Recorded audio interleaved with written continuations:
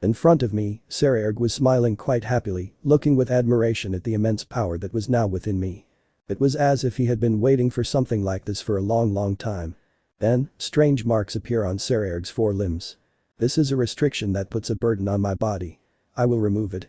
I will respond to you using all my power, Hyoudou Issei. Ah. As the low beams spill from Sekiryuutei's limbs, the marks fade away. When that happened, everything around Sekiryuutei flew away as a dawn. Sound was heard. The wind pressure carved deep beneath Sekiryuutei's feet, creating a crater as deep as the one beneath my feet. Sekiryuutei was emanating a powerful and immense wide aura all over his body. At that moment, I heard Azazel speaking from where he was with Senjutsu, my girlfriend and my friends. What a guy. He's wearing tauki. And the rich density of it makes it more visible. Tauki so Sekiryuutei is someone who fights using his kai. Zenovia said to Azazel, visibly surprised. Who taught Sekiryuutei that? Rossweisse asked openly, and Senjutsu smiled to answer, giving the following explanation. No one did it, that tauki you can see, Sekiryuutei awakened it after his continuous training in the art of close combat. His body, which pursues pure power, gained a power different from demonic power. It is the basis of life itself, and he is wearing it around his body. You can tell that Sekiryuutei's excess power and life force is so potent that it becomes visible, similar to Ice-kun's duplicated power. Come on, Ice. You can do it. Kara exclaimed from where she stood, waving one of her hands up. Seeing her so excited made me smile, but my attention was now on Sekiryuutei. Now I know that he has gained a power other than demonic power through training, and I can feel that his power is equivalent to the one I am using right now. Now is when Ice-kun and Sekiryuutei will use all their power, huh? Will my childhood friend be able to fight him? I didn't think there was a young demon capable of matching the intensity of Ice-sen's power. Arena and Asia said. This Issei and this Sekiryuutei, they are monsters in raw power. Zez said that with a rather cheerful and nervous smile. Now, I slowly walked towards where Sekiryuutei was. He did exactly the same thing, and with every step he and I took, the ground broke apart even more. Sekiryuutei and I stopped when his wide aura and mine, which was red, came together. We both looked at each other in a rather challenging way. Are you ready, Hyoudou Issei? Sekiryuutei raised his right fist. Yes, Sekiryuutei. I raised my left fist and we both bumped fists in a friendly manner. After the fist bump, Sekiryuutei and I took another big leap backwards and then moved forward in a straight line, this time going at a great godly speed. Zoom. The distance between Sekiryuutei and me was reduced to 0, with my eyes, I could feel that Sekiryuutei was slightly slower than me. Looks like I'm outpacing him. With that advantage, I was able to be the first to land a powerful blow to his stomach, driving my left fist in hard. I then delivered a powerful elbow to his back with my left arm and finally finished him off with a brutal kick with my right leg, which landed directly under his jaw. Sekiryuutei's body that was wrapped in tauki fell brutally to the ground but bounced back into the air. Sekiryuutei hovered in the air, a thin trickle of blood running down the left side of his lower lip. He wiped the blood away with his right thumb and let out a rather contented laugh. Ha. Well done, Hyoudou Issei.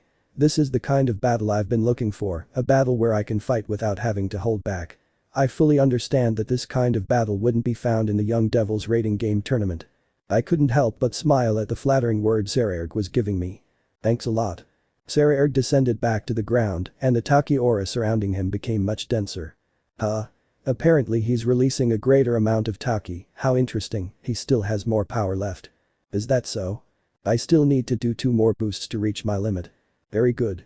I flew straight towards Sekiryuutei again using my divine speed. Sekiryuutei did the same as me, but I realized that now he was much faster than before.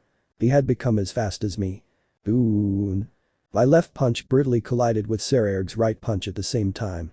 The shock wave was able to reach the sky of this artificial dimension. Boon. Our knees collided with each other, then our fists collided again, then our knees did the same. The shock waves were getting bigger and bigger, brutally damaging the artificial battlefield. The landscape around us was quickly transformed into a battlefield by the shock waves of our continuous blows, traveling at our maximum speeds. The very reality of this battlefield was crumbling and regenerating to sustain this battle. Sekiryuutei and I continued to exchange blows of punches and knees that collided against each other in such a brutal manner that in no time we were once again soaring high above the battlefield. Every punch I threw at him collided with the punches Sekiryuutei threw at me. There wasn't a single blow he landed on the other.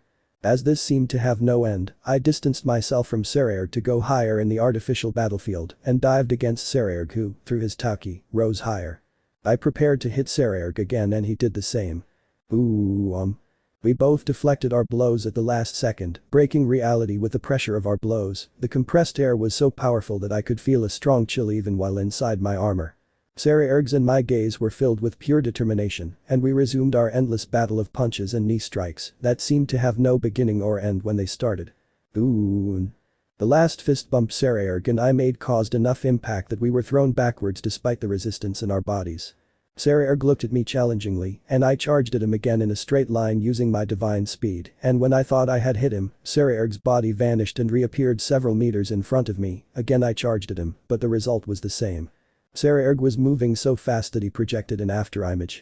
He continued to descend towards the ground without any of my blows actually hitting him. We both reached a huge deep crater, and this time I managed to reach Sekiryutei and kicked him with all my power using my right leg, but he blocked it with his left arm, and at that moment. Bang. Ugh. Sekiryutei managed to hit me really hard in the stomach by planting his right fist against the plates of my armor. I was not intimidated by his brutal strength and responded to his blow by giving him a precise kick to the left side of his head. Ooh. Ooh-oh. Sekiryutei was knocked down, but he actually landed on his feet, just like I did. Suddenly Sekiryutei disappeared from my sight. Ooh. Ayaya. Sekiryutei just rammed me head on with a speed I couldn't follow with my eyes. Sekiryutei had given me a brutal blow with the tip of his elbow. I'm not going to fall for something like that. I quickly recovered and tried to hit him with my right hook, but the moment I hit him, Sekiryutei disappeared. Ooh. Ooh. Sekiryutei had reappeared behind me and connected with a blow by joining his two hands. His blow caused me to fall to the ground, and before he could try to hit me again, I rose to the highest point in the sky, but when I did, I felt Sekiryutei also rise behind me at a speed that exceeded mine, and he connected with another blow, causing me to fall to the ground. As I fell to the ground I stood up as quickly as possible and looked up at the sky, but there was no trace of Sekiryutei. Don't tell me I'm too fast for you, Hyoudou Issei. Sekiryutei's voice came from behind me, and when I turned around, I saw him extremely happy and releasing an even greater amount of Tauki. He has even more power and speed than me. So this is what the Underworld's #1 rookie is capable of. Chapter 60. The Ultimate vs. Power. Ardent Wills. Azazel Tower Artificial Battlefield 2.0. November 10, 2017, 10 AM. Some time had passed since my battle against Sekiryutei had started. If there is one word that could describe this confrontation, that word would be intense. Even though I had reached my maximum power and doubled it up to 23 times, Sekiryutei proved to be one step ahead of me. This man is incredibly strong. Every move I made against him, he easily dodged with greater speed and precision. Damn it. I have no choice. Boost. My power has doubled again. Swish. Just then, Sekiryutei had tried to attack me again, but because my power had been doubled again, the difference in power between him and me changed again, and now I was the one with the advantage. Now it's my turn to strike back. Swish. Just when I thought I had managed to hit Sekiryutei, he managed to dodge me by disappearing before receiving my blow. Sekiryutei appeared behind me and tried to hit me. But before he could attack me, I disappeared and reappeared behind him, ready to attack him, but when I attacked him, Sekiryutei disappeared in front of me again and reappeared behind me, and when he tries to attack me, I do the same. I can't hit him, but he can't hit me either. We've reached the point where our powers are practically equal. Shock. Ooh-on. Ooh-on. Ooh-on. Sekiryutei and I stopped dodging each other and started attacking each other head-on with everything we had while moving at godly speed. Strike after strike, technique after technique, the clash of my attacks against Sekiryutei's attacks made the artificial battlefield tremble from beginning to end. With each blow of our fists, our knees, and our kicks, the two of us soared back into the skies of the artificial battlefield. The knuckles of my balance breaker armor were badly battered and cracked, as were the areas on my knees, yet I continued to fight with the best I had, saving my last boost as a last resort, in case Sekiryutei had more power than he was currently displaying. I found it hard to believe someone like him existed among young devils like Rias, Sona, or the deceased Diodora. He was more powerful than I ever thought he could be. It is an honor for me to be able to face such a powerful warrior, and to be able to exchange blows with him in this way. Seconds passed and Sekiryutei and I had already exchanged thousands of blows with the same fierce intensity. Who? Suddenly Sekiryutei struck with a force far superior to what he had been displaying in the recent exchange of blows. That blow was made with his right hand punch, and I tried to resist it by protecting myself with my left arm, which caused all the plates of my gauntlet to bend under the intensity of his attacks. Go on. Sekiryutei immediately punched me with his straight left fist straight into my face. That blow completely cracked the face of my armor helmet and I felt cold blood on my forehead. This blow went through my guard and caused a cut on my forehead. The papa. Sekiryuutei performed a series of punches with that same fist straight to my face, as if his left arm was some kind of automatic punching machine gun. The blows were countless, and the face of my armor helmet was shattered, revealing my bruised face that continued to receive its blows without stopping. The blows were so many that I felt my consciousness being disconnected and reconnected with each blow I received. The feeling. My body felt Sekiryuutei clench his right fist tightly, and listening to my instincts, I reacted to the next blow Sekiryuutei was going to try against me, which was indeed his right straight punch. As I dodged a blow, I landed 2 kicks in his stomach quite hard. Ugh. The blow hurt Sekiryuutei and sent him higher into the sky. I chased him with my divine speed, managing to get above Sekiryuutei, and at the moment I managed to land another blow. Swish. Sekiryuutei disappeared from my sight. I felt like he was now on top of me about to attack me. Swish. But before being attacked, I disappeared and reappeared ready to attack him, but once again, Sekiryuutei managed to evade me by repeating the movement. Every blow I tried to land, he ended up evading by disappearing from my sight, and every blow he tried to land on me, I ended up dodging just like him. Boost. Ooh. My power had doubled again, and with that I managed to hit Sekiryuutei with a knee straight to the stomach with all my power. With my right hook I was going to hit him again, but before receiving it, Sekiryuutei managed to disappear after releasing a greater amount of Tauki. He reappeared several meters in front of me with a rather pleased smile. You're strong. For you to be as strong as you are now. I can feel you trained hard. Right. Yes, this is the power I gained after much hellish training. First it was 3 years ago with Zez, this year it was Azazel, then Brachial, finally with Old Man Tannen, and of course with Kara. Training with her every day has given me this power. Admirable. To have begun this path by training with a wielder of the most powerful demonic sword. To have trained with the supreme ruler of the fallen angels, one of their leaders, and a former dragon king who is an ultimate class demon. And above all, to train daily with a Kryptonian to reach this level of power. My respect for you has reached a new level. But you are just as strong and without the power of destruction or a longiness. I had my body, that was all I needed. He's more incredible than I could ever imagine. He must have overcome obstacles and difficulties throughout his life. I have now reached the limit of my maximum power, and here is this man with a maximum power that is similar to my own. The conversation ended and both he and I moved straight ahead to continue our intense battle. Bang. Sekiryuutei brought his right punch straight towards me, and I blocked it with my left arm. The shock wave that was formed was relatively larger than the previous ones. The battlefield shook much more than during previous times. Sekiryuutei and I had reached our maximum speeds, and with all the strength we possessed, we continued colliding again and again with our punches, knees, kicks and even headbutts, while we went all over the sky. There were countless crashes. This endless aerial battle ended when Sekiryuutei and I bumped elbows again. Shock. My left elbow collided with Sekiryuutei's right elbow, causing the strongest shockwave yet. We then began attacking each other with an endless combo of punches. Our arms felt like automatic machine guns of punches, and an infinite amount of shock waves were formed in the clash of each punch. After a good amount of time passed, Sekiryuutei and I descended towards a mountain that was located thousands of kilometers from where we started this fight. Sekiryuutei signaled me to come closer to him, and with my maximum speed I approached him, clenching my left fist with all my strength. Ooh. Sekiryuutei blocked my punch with his 2 arms in an X shape. The shockwave was so intense that the mountain and everything around it for hundreds of kilometers away was reduced to nothing.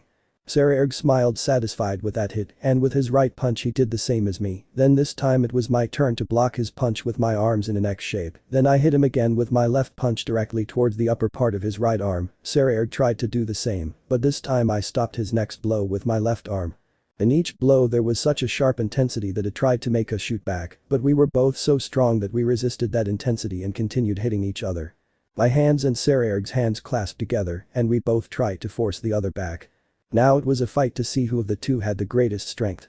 My red aura and Sekiryuutei's wide aura grew larger, and the entire scene around us had already been reduced to a battlefield that extended to the place where we started fighting. The intensity of our blows had devastated countless miles of land and was still spreading. The artificial battlefield shook with even greater force. Coup. Sekiryuutei managed to hit me with all his strength using a straight right hook to the left side of my face. Coup. I did exactly the same thing as him, but with a left hook towards the right side of his face. That was just the beginning of what had become another endless clash of punches that created a huge crater beneath our feet. Half of his blows he had blocked, but the other half he had received, and it was exactly the same for Sekiryuutei. Sekiryuutei's face was already badly bruised and bloody, but I think mine is in the same condition. I didn't have time to regenerate my armor, I had to keep hitting him with everything I had. How long has it been since this fight started? 1 hour?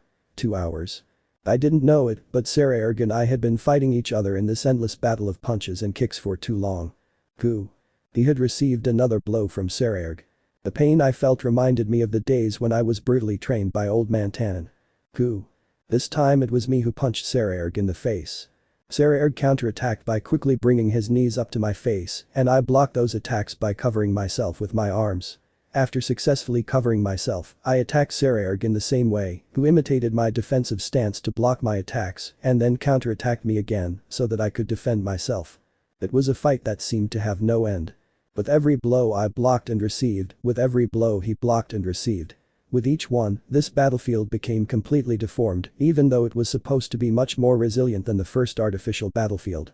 This battlefield, the size of which was equivalent to the size of the continent where Kara and I lived, was razed to the ground in a few hours by the endless blows with which Sekiryuutei and I attacked each other. This was the second time he had fought with this intensity, and the first time it was a real fight despite being friendly. At this moment, Sekiryuutei and I were exchanging blows while in the air, and the ground beneath us had taken the size of a very deep crater that originated in the center of the artificial battlefield until it almost reached its limits, having expanded thousands of kilometers with the shock wave of the endless blows we gave each other. Time continued to pass, and the two of us continued fighting in this endless duel. My stamina was impressive. Or so I thought until today, since Sekiryuutei was simply another level and I was keeping up with him. Blow after blow, clash after clash, the two of us continued this endless duel. Until suddenly I began to feel irregularities in my own power. My energy, am I losing my energy? Suddenly, Sekiryuutei and I had stopped our fight and were separated by a good distance. Sekiryuutei was also breathing somewhat irregularly, but his was almost nothing compared to mine. We were both fighting at our maximum powers, but Sekiryuutei hadn't lost as much energy as I had in the last hour. But I don't understand, why do I feel so tired? It must be a side effect of using the Juggernaut drive. You've been fighting at full power for the past 3 hours against a formidable opponent who matches your maximum offensive capabilities. Even though you can maintain balance breaker for days, your spirit still hasn't fully recovered. Is that? What about my new power?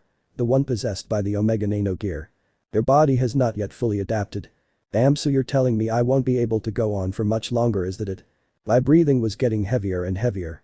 I was still able to see Sekiryuutei, but at certain times he was blurry. You are an admirable person. Throughout our battle, I could feel the passion in each of your blows, but I realize you're reaching your limit. Throughout this encounter, you've already earned my respect, and regardless of the outcome of this battle, I already wish to have a rematch with you sometime after the Young Demon tournament is over. Oh. Did Sekiryuutei just tell me that he's even thinking about a future rematch between us right now? What a mentality he has. Your words just hit my heart deeply. Yes, I think the same. No matter who loses or wins today, we'll have a future rematch. Now let's keep going until one of us can't anymore. I want to keep going, Sekiryuutei. I assumed a battle stance again, clenching my two fists tightly, raising them to the height of my face, maintaining my immense aura despite the energy I was losing. Sekiryuutei smiled, quite pleased. Do you want to keep trading blows with me? Interesting. I really like you, Hyoudou Issei. Sekiryuutei and I took a giant leap forward at the same time. That day, the two of us continued fighting, exchanging blows, until the very end. Where am I?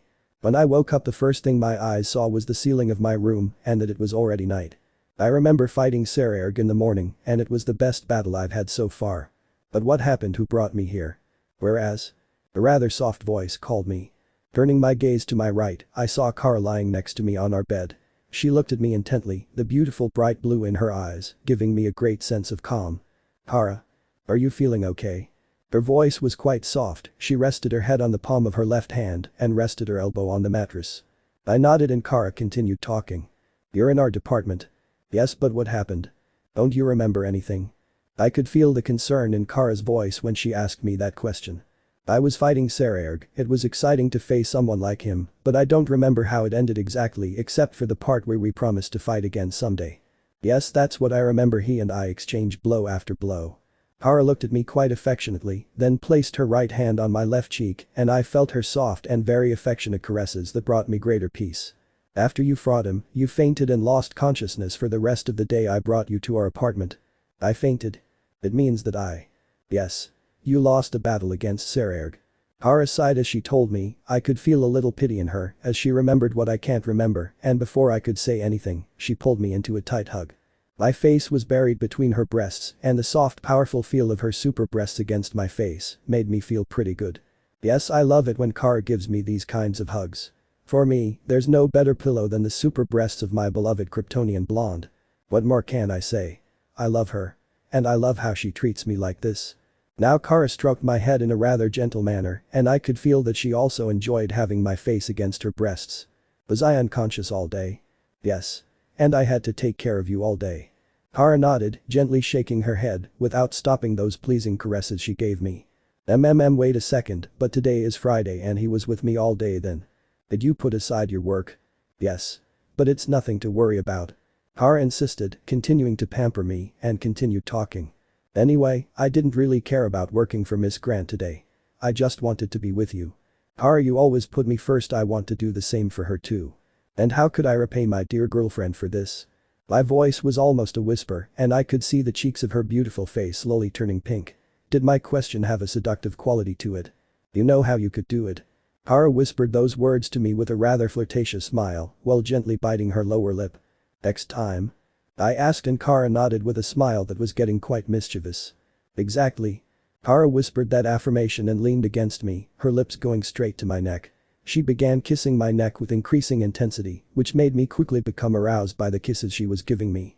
After several seconds passed, I moved away from her a little and brought my face closer to hers and kissed her very passionately.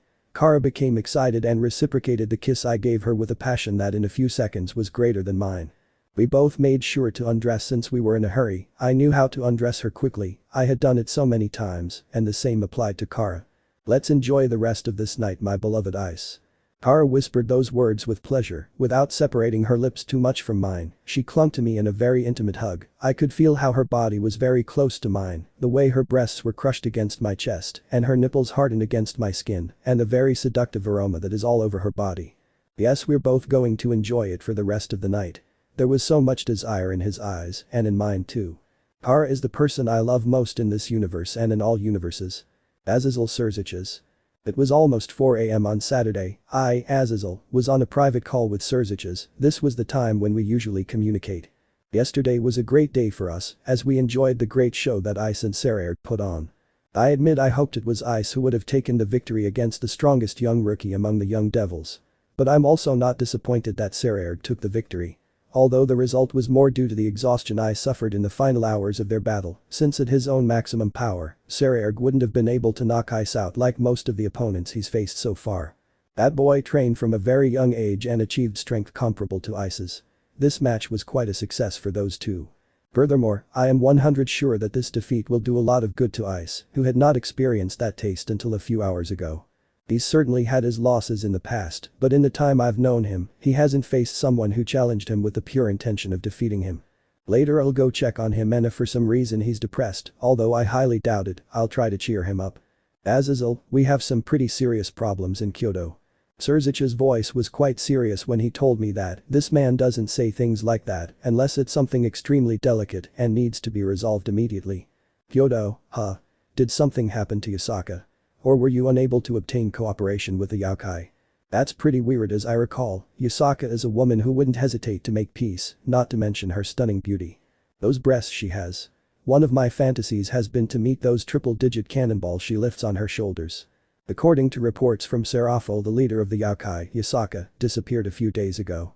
One of the leader's guards, when found on the verge of death, revealed that they were unexpectedly captured by a mist. DCH. Dimension lost, huh? So it's the Chaos Brigade's hero faction. I was expecting them to make a move on New York. Azazel Tower had already been upgraded in case the user of this longinus attempted a full-scale attack. I didn't know they'd attack Kyoto. No one saw it coming. You don't have to blame yourself, but we need to fix this before it's too late. Of course, I was already planning to visit Kyoto. Fufufu, do you want to play with the Maiko? Maybe. It's possible. Then I'll leave it in your hands. Will you take a team?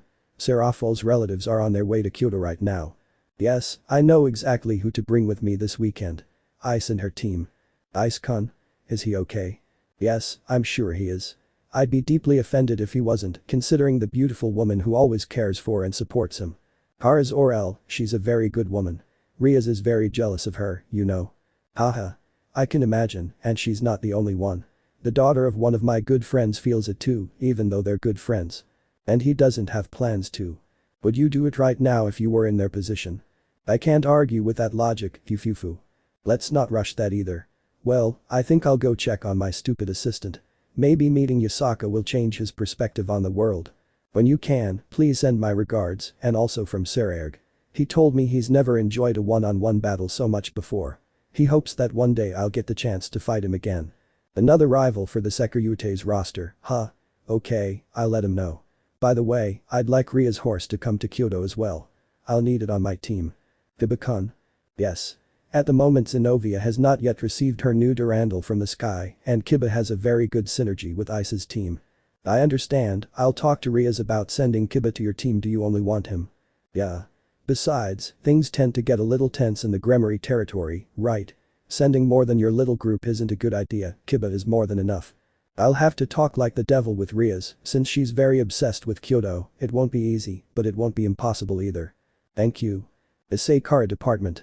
For the rest of the night, Kara and I, Issei Hyoudou, were very active in our bed. Oh, all the positions we allowed ourselves to experiment with and the passion we had while making love, it was truly the best of the best. It was a very romantic night. No, it was being a very romantic night, as I could still feel Kara's desire to continue as well as my own desire to continue doing so. We both experienced so much pleasure in sexual relations that I'm almost sure we will continue to do so. This was a brief pause before continuing, and I can feel that Kara is feeling very proud of everything we've been doing and will continue to do. Was it the same for you as it was for me?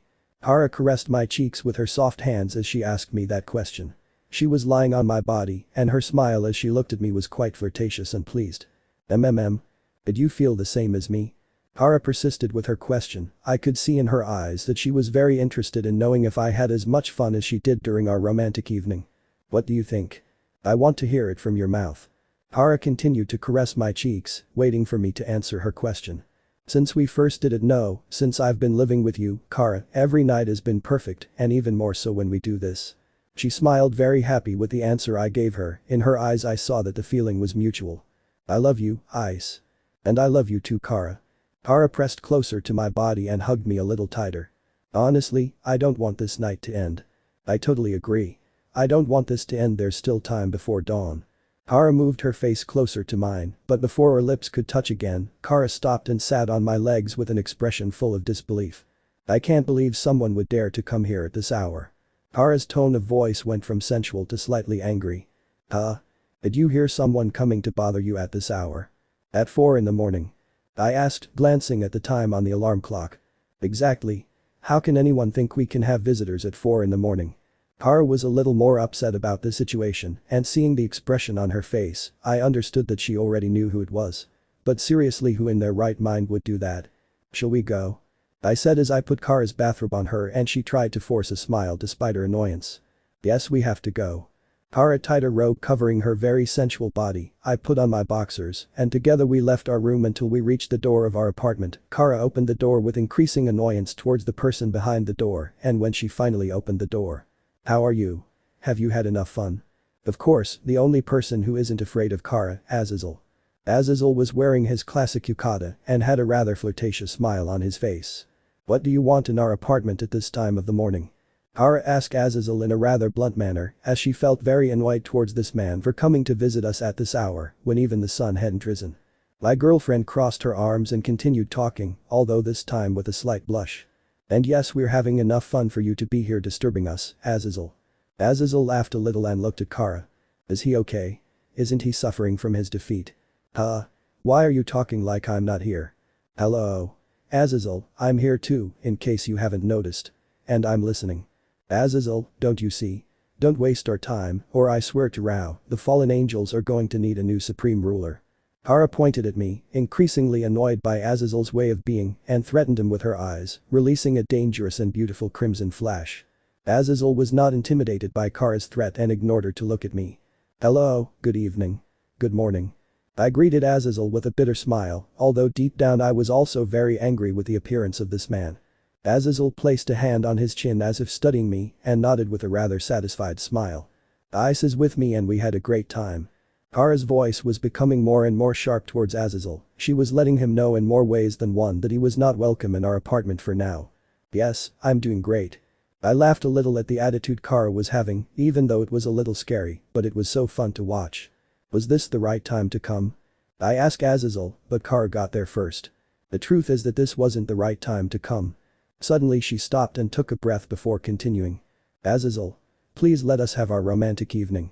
Kara used all the kindness she could at the moment to ask him for that. Okay, but I'll need you to be at Azazel Tower in 3 hours. In 3 hours? That would be a little after 7 a.m. Understood. We'll be at the tower at the appointed time. Kara's voice had become calmer and kinder than it had been a few moments ago, and she also seemed to feel a little bad for having spoken to Azazel in such a sharp voice. Don't worry Kara, I know exactly how you feel, and Azazel would have called instead of interrupting us in such an inappropriate way. Now, please let us have our romantic evening. Kara continued pleading with him, and Azazel sighed and nodded. Yeah. I'll leave you alone tch. Young people these days. Azazel turned around and Kara almost slammed the door. Shortly after Azazel left, she came up to me again and said. Well, you know then that in 3 hours we have to be there, but we don't know why yet. We both could sense that there was a bit of mystery behind Azazel's visit to us, but now there are more important things, at least for us. And are we going to make the most of these 3 hours? I asked as I hugged Kara by her waist. Of course, can't you see my excited face right now? Kara responded by being more playful with her expressions, and her touches on my abdomen became quite flirtatious and sensual. I want to spend this time with you. Kara continued whispering to me very sensually, and I immediately kissed her again with great passion. My hands untied her bathrobe and let it fall to the floor. She threw herself at me, reciprocating the kiss I was giving her with equal or greater passion. I carried her back to our bed, and in the 3 hours that passed, we both made love again, the way we both loved so much. Every second felt perfect, being inside Kara was just perfect, when we're not this romantic we just can't stop. It's funny how fighting Sekiryuutei for a few hours knocks me out, but having passionate hex with Kara for twice that long doesn't give me that tired feeling. In fact, it makes me want to just keep going and never stop. I truly love you with every part of my being, Kara's Orel. I hope these 3 hours are long enough and that there are no other annoying interruptions. Rossweisse department. Sleep is sacred, it should be a sin to interrupt a maiden's sleep. Don. Just when I had felt some peace they did that. Again. I, Rossweisse, had to recreate the magical barriers on the ceiling of my room so that those annoying and indecent sounds would not resonate and let me sleep peacefully, my missing hours of sleep. This is how most of my nights are. Issei and Kara don't know the meaning of the word moderation. It's so annoying. It's so indecent. Ooh. Who am I kidding? I'm so eating up with envy. I want a boyfriend too. I want to do those perverted things with my boyfriend. Why can she do it and I can't? Ooh. I started to cry with envy and took refuge between the sheets of my bed. Hey, single woman without a boyfriend upstairs, let me sleep. And the complaints from the neighbor who lives below my apartment have already started. Boyfriend. Stop reminding me that I don't have a boyfriend, damn it. Chapter 61. Meeting inside a Longinus. Issei Kara Department. November 11, 2017, 7 a.m. Well, we have to get ready to go to Azazel Tower. Kara's Orel willingly accepting. Could it be the end of the world? I, Issei Hyoudou, asked her that question after she checked the time with her cell phone, and I settled behind her, sinking my hands on her breasts in a rather erotic touch, enjoying the magical sensation I felt in my touch. This surprised her, and Kara immediately made a noise of pleasure at the feel of my hands on her, since after all the activity we'd had, she was feeling very sensitive. Her head tilted back, and I could see a rather flirtatious smile in her eyes. Should we take a shower before we go? Would you like more bath time? Kara blushed at what I said, and an embarrassed expression appeared on her face. I saw curiosity in her eyes, and then she answered me in a rather playful tone of voice. That sounds good. In fact, I like that. But, if you're going to touch me like that. Kara turned and took my head in her hands and intertwined her lips with mine. The kiss she gave me was quite passionate, and I reciprocated immediately. Shortly after, I grabbed her by the leg so I could lift her on top of me and headed to the bathroom. He was really enjoying this moment, I could feel it through the connection between our lips. His hands continued to apply that soft, seductive touch to my neck as time passed while we kissed under the shower. Doing it while we were under the shower was a very erotic experience. Kara was against the wall, and for quite some time we did it very intensely. The pleasure in our bodies was very well stimulated as we spent this pleasant time. The sound we caused with each collision mixed with the sound of the shower water, which was quite warm. We both went at it faster, Kara giving me a feeling that was getting tighter as I held her against the wall, and our tongues had already intertwined in the middle of the kiss. This is more than I thought. I can hardly stand it anymore. Kara whispered to me in a tone of voice that made clear her sexual fever, which completely dominated us. This was peace. No, much better than peace is super peace. After finishing our bath, I felt quite happy to have been able to enjoy a little more time with my beloved girlfriend. We spent a few minutes in the shower and it was almost 7:30 a.m. We were now recovering from that exciting moment. As we finished drying ourselves, we looked at each other with a big smile. Now, we have to go there, right? Kara asked me that question, making a face that seemed like she didn't want to do it, but she had to. Well, in this case, we had to. Yeah.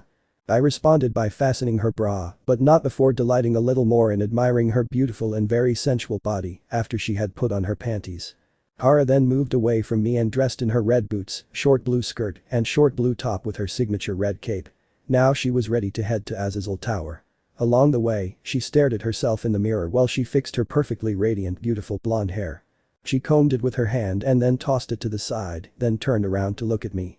I was also ready, with my red shirt, my dark black shiny dress pants and jacket, and my dark shoes. Ready to go, Ice. Thinking about it for a few seconds, an idea came to my mind. Kara, before we go, I need some time. I asked him, sitting back down on the edge of the bed. Sure, take all the time you need. Is something wrong? He asked as he approached me, looking at me curiously, his hands resting on my shoulders. I'm going to enter the depths of my sacred gear again and see if I have better luck than the previous times. Saying that, the expression on Kara's face was filled with astonishment. She already knew what I was talking about because I've done it several times since the Loki incident. I usually do it at night before bed, but this time I want to do it in the morning. Every time I do this, it's to achieve a specific goal. To speak with the consciences of my predecessor Sekiryuuteis. I understand. I'll support you on that. Kara sat next to me and took my left hand in her right, interlacing our fingers in a gentle grip. I looked at her with much love and affection, then closed my eyes and entrusted my consciousness to Ddraig, and I dived into the depths of the boosted gear. My mind had plunged into a darkness like no other, and as I emerged from the darkness, I came to a blank space. A vast pure white space. In this blank space were round tables and chairs similar to those in the Vatican. Sitting on these chairs were many people wearing white hooded robes. All these people were my predecessors, or rather, the consciences of my predecessors, and as usual, they had blank expressions. Ddraig already explained it to me on another occasion, that these consciousnesses are activated only when I am about to enter Juggernaut Drive. They chant that curse with me to encourage me to unleash the worst chaos. Greetings everyone, it's me again. Although I tried to start a conversation in a rather cheerful manner, no one responded to me. My attention was drawn to a tall young man who was a little younger than me. I approached him and realized he had many similarities with me. A young man, who is younger than me, maybe 16 or 17 years old, with a similar body weight and brown but straight hair. When I approached this young man there was no response, the look on his face was totally blank. Hey Ddraig. What can you tell me about this guy? Draig's voice sounded from above. Among the Red Dragon Emperors of the past, he is the youngest and the one with the highest potential. He was a true genius and activated the Juggernaut Drive quite early. However, he was drunk with power and due to his carelessness was killed by another Longinus wielder. Wasn't it the Sekiryuutei? When he was drunk with power, he would just go on a rampage, even if his opponent wasn't the Sekiryuutei. There are others like him among the Sekiryuutei as well. The Juggernaut Drive can allow a person to become a tyrant for a short time, but no matter what era it is, tyrants don't drive for long. It's something that can't last. That's the cruel truth. Draig's tone of voice sounded like he was talking about himself. After all, he used to be drunk on his power too. Still, he must have had, just like me, someone he must have appreciated a lot. Even though my predecessors didn't say a word, I feel like I knew deep down they were overcome by power due to some special trigger in their lives. The same thing had happened to me if I were to suddenly feel Kara being taken from me. I feel like I would seek power and that would drive me to activate the Juggernaut Drive again. Clenching my right fist, I gently punched it against my chest. Am I the one who is about to awaken, the heavenly dragon who stole the principles of God's dominion? Buddy. Don't worry. I'm not going to sing the whole thing. It's just that there are many things in this chant I don't understand. What do you mean by laughing at infinity and despising dream? I had been wondering about the Juggernaut Drive chant that seemed to have certain code words. Infinite refers to office, while Dream refers to Great Red. You mock office and despise Great Red, who is also a red dragon. It's a mystery that was born with this chant. I wonder if it was God's doing. A third voice. I turned around and found a pretty young woman standing there with long, wavy blonde hair and a tall, slender body. A beautiful woman wearing a high-slit full-length dress. Her facial expressions were different from the other people sitting behind me. She's so different from the rest of my predecessors. She's a woman full of smiles. This attractive woman looked at me very happily. Elsha? Yes, Ddraig. It's been a while. Elsha, I've heard that name before from Diana and also from Ddraig. Comrade, it's her. The most powerful Sekiryuutei woman of the past. That's right. The most powerful Sekiryuutei. Yes, I remember. In fact, now that I think about it, I've never seen her before. Why did she only appear now? Where did she come from? Does it feel like you've seen a ghost? Among all the lingering consciousnesses, there are only two exceptions. Well, even within the sacred gear. I keep myself very hidden, usually, I don't come around here often. I thought you and Belzerd would never go out again. Don't say something like that, Ddraig. Since Belzerd and I are silently supporting them from the depths. We used to be partners, after all. Anyway, he's going to lose consciousness soon. The beautiful woman showed a rather lonely expression as she looked up. Belzerd seems to have taken some interest in your current host, which is why I came. By the way, who is Belzerd? Ddraig is the one who answers my question. He's the one who's on par with Elsha. Belzerd is the most powerful male Sekiryuutei. He's really strong, he even defeated the Hakuryuku twice. Twice? That's super strong. So that kind of feat can happen twice in a lifetime, huh? Elsha laughs, very amused by my reaction, and then speaks again, this time looking at me. Belzerd told me to give this to you. Elsha pulled out something that looked like a box with a keyhole. You received the Omega Nano gear from Azazel, right? Suddenly, with a flash of light, I felt a sphere emitting a crimson light emerge from deep within my heart. It seemed to be made of an unknown metallic alloy. It contained symbols very similar to Kryptonian writing, but also dragon writing. Is this the Nano gear Omega? This is the first time I've seen it. Sorry, how will I open the box with this? Elsha smiled and said to me. The box isn't literally a box, it's just a metaphor to make it easier for you to understand. With the Omega Nano gear, you can open this box if you so wish. Inside exist the delicate possibilities of the Sekiryuutei's power. Originally, it's something that can't be opened, not even recklessly from the front. However, Belzerd said that perhaps you can do it. Because you have become a metahuman through your sacred gear, which allowed you to develop nano gears, and Azazel managed to create for you, through the power of the Sekiryuutei imbued in your nano gears, along with the power of your beloved Kara Zor-El and the NTH metal, the Omega Nano gear. Thanks to that, he believes you can achieve it. After giving me that explanation, Elsha started laughing. Ahahaha, you know. When Kara Zor-El sang that song for you, Belzerd and I listened to it too. Since we came to this place, that was the first time we were able to have fun and laugh from the bottom of our hearts. Elsha was laughing uncontrollably. Why am I embarrassed? Ugh, my ancestors saw me. What else have you been seeing behind my back? Come on, don't be so fake shy. Relax and enjoy yourself. There has never been a Sekiryuutei like you before. Having the Juggernaut Drive's ominous chanting dispelled like that, Kara Zor-El's voice and her singing to you made Belzerd and me very happy.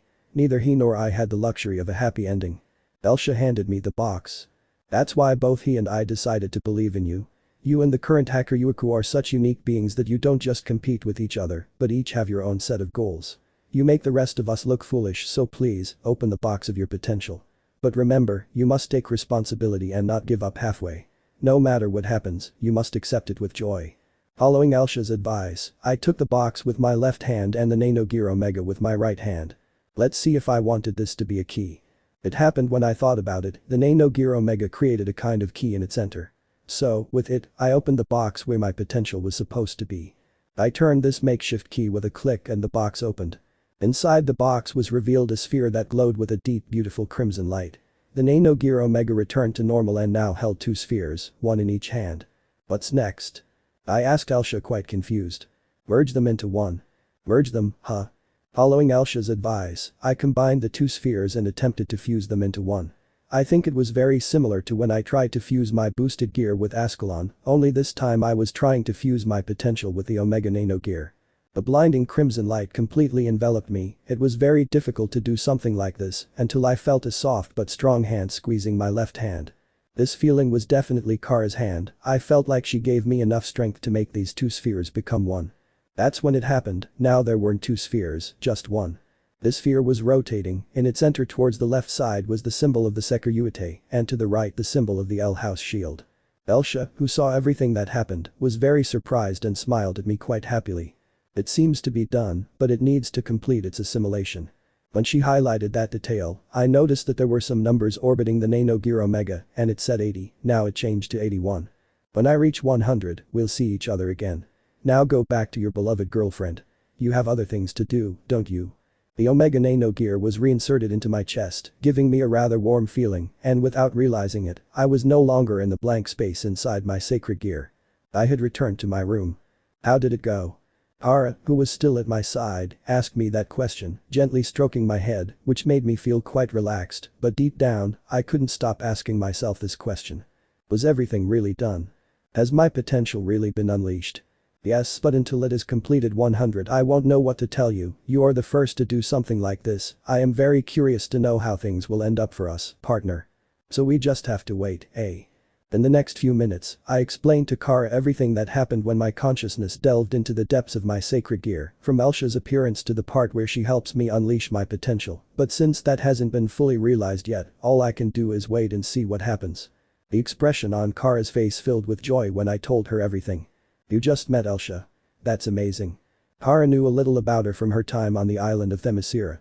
Well, Azazel is waiting for us and we're arriving very late. I stood up and Kara nodded and did the same.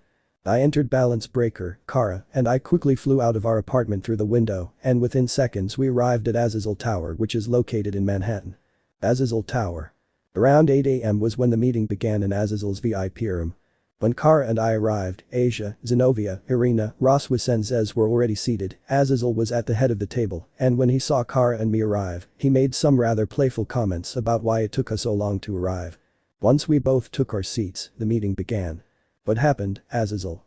Kara asked Azazel with her legs crossed under the table. If you called all of us, it can't be a good thing. Zez said it with some suspicion. I'm very curious to know what's going on. Does it have to do with Chaos Brigade? It's funny since they haven't attacked New York for a long time. Or does it have to do with the prisoners at Fort Ross? Zenobia, Irina and Asia said. That's impossible, there hasn't been any incidents since Vartox. Rossweisse said to Asia. The reason for this meeting has to do with what's happening in Kyoto in real time.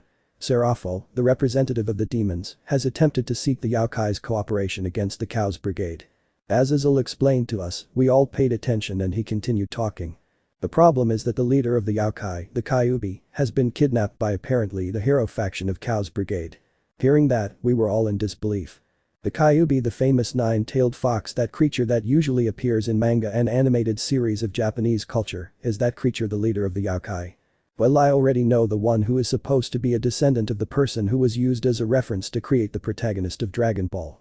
Now I understand why Azazel summoned us all on this day. What are we going to do? Asia asked Azazel. Azazel looked at us all with an expression full of confidence towards each one of us gathered here.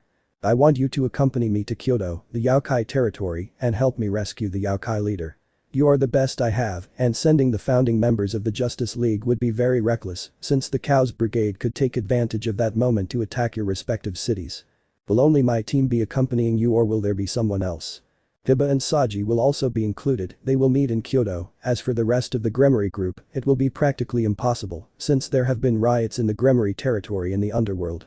We will leave today before noon. We will probably stay a few days in Kyoto. We also cannot allow the leader of the Yaokai to be missing for too long, or the city of Kyoto could collapse. So Kiba and Saji will be with us. That makes me relieved. I wonder how much they've improved since the last time I saw them. Well, that goes more towards Saji than Kiba, since I know the level he's at since we trained several days a week here at Azazel Tower. I understand, thank you for trusting us, Azazel, we will not let you down. After I told him that, we all talked about different things regarding the departure to Kyoto, Japan. Azazel Tower will be in charge of protecting New York for a few days until Kara and I return. At this point, Kara stepped back for a bit to head to Katko to finish up the things she still had pending from both yesterday and today. I was still in the VIP lounge of Azazel Tower when I saw Asia, Zenobia, and Irina chatting in the distance. In another corner, Rossweisse was reading a book about Japanese culture in Kyoto, and Zez was surfing the internet using one of the laptops in the lounge. At that moment Zenobia approached me. Ice, I want to tell you something. What's going on? Zenobia. This time, I won't be able to go with Durandal. I'll be unarmed. Don't have Durandal. That's something new. You don't have it. Why? The alchemists belonging to the Orthodox Church discovered a technique to suppress Durandal's offensive aura. Therefore, I had to send Durandal through the channels belonging to heaven.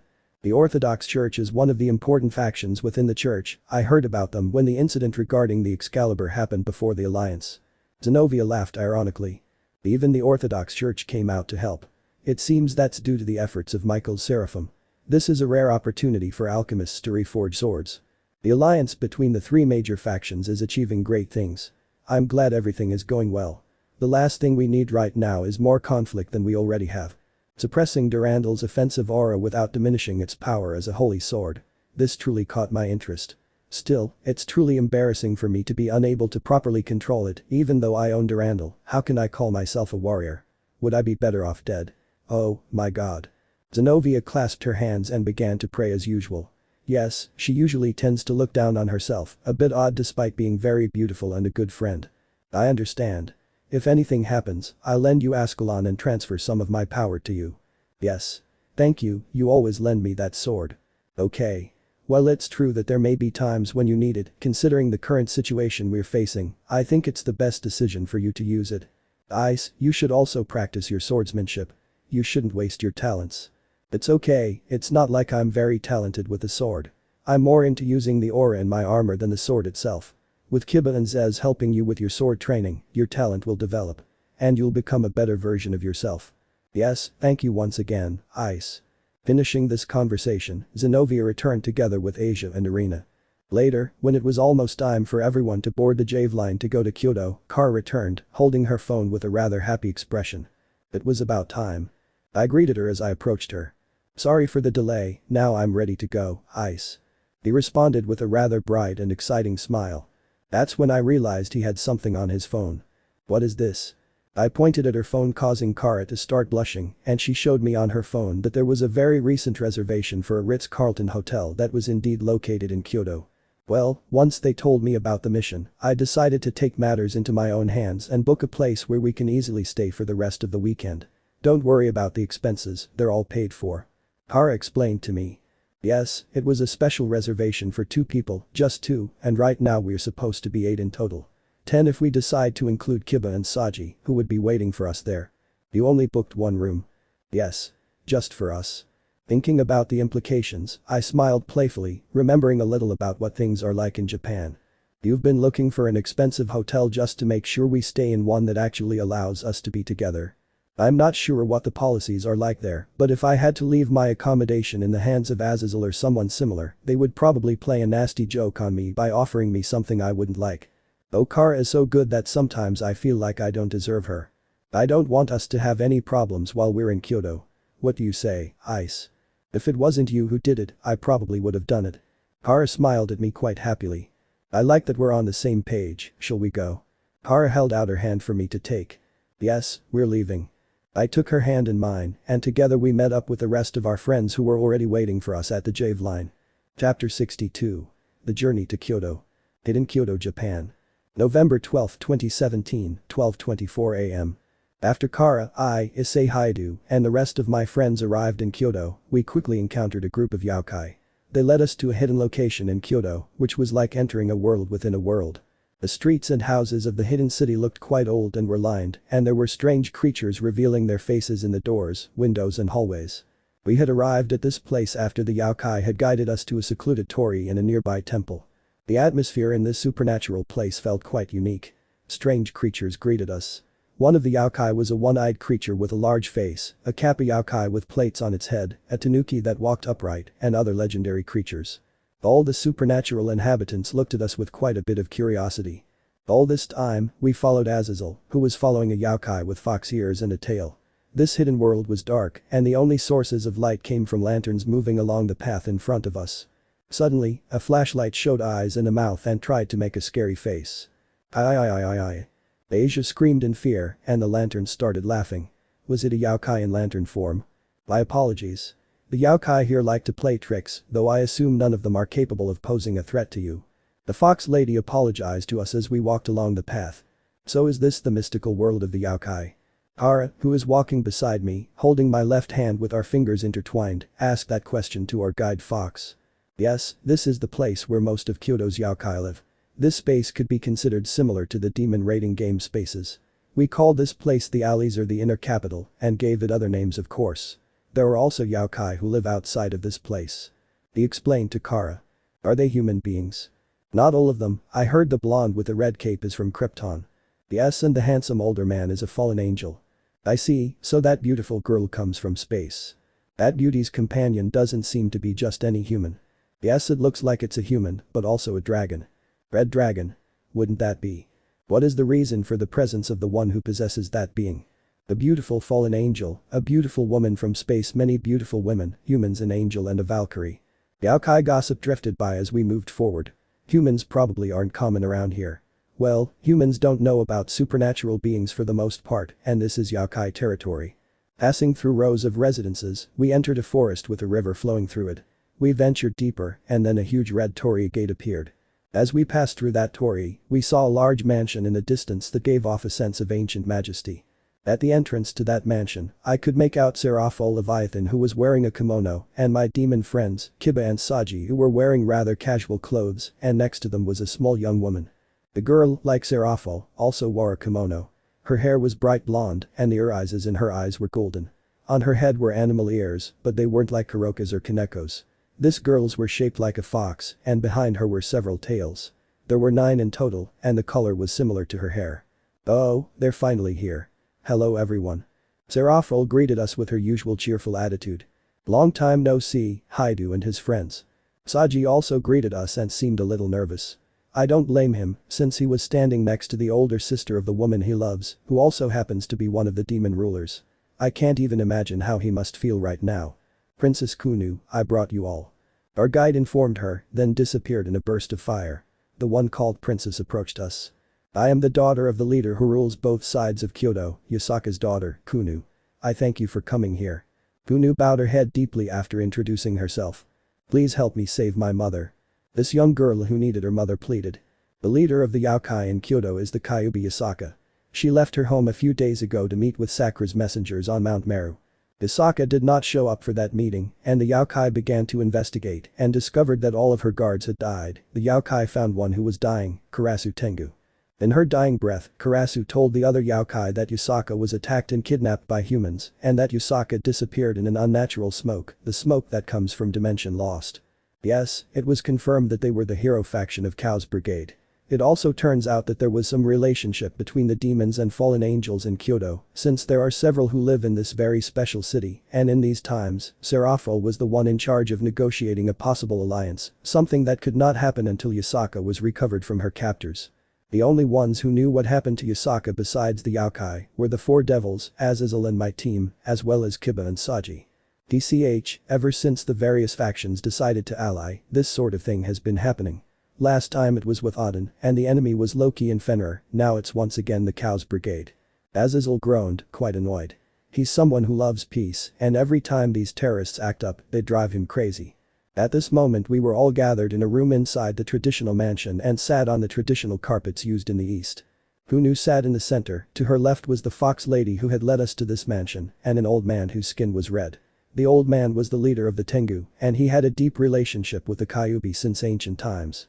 Like Princess Kunu, he was very concerned about Yasaka.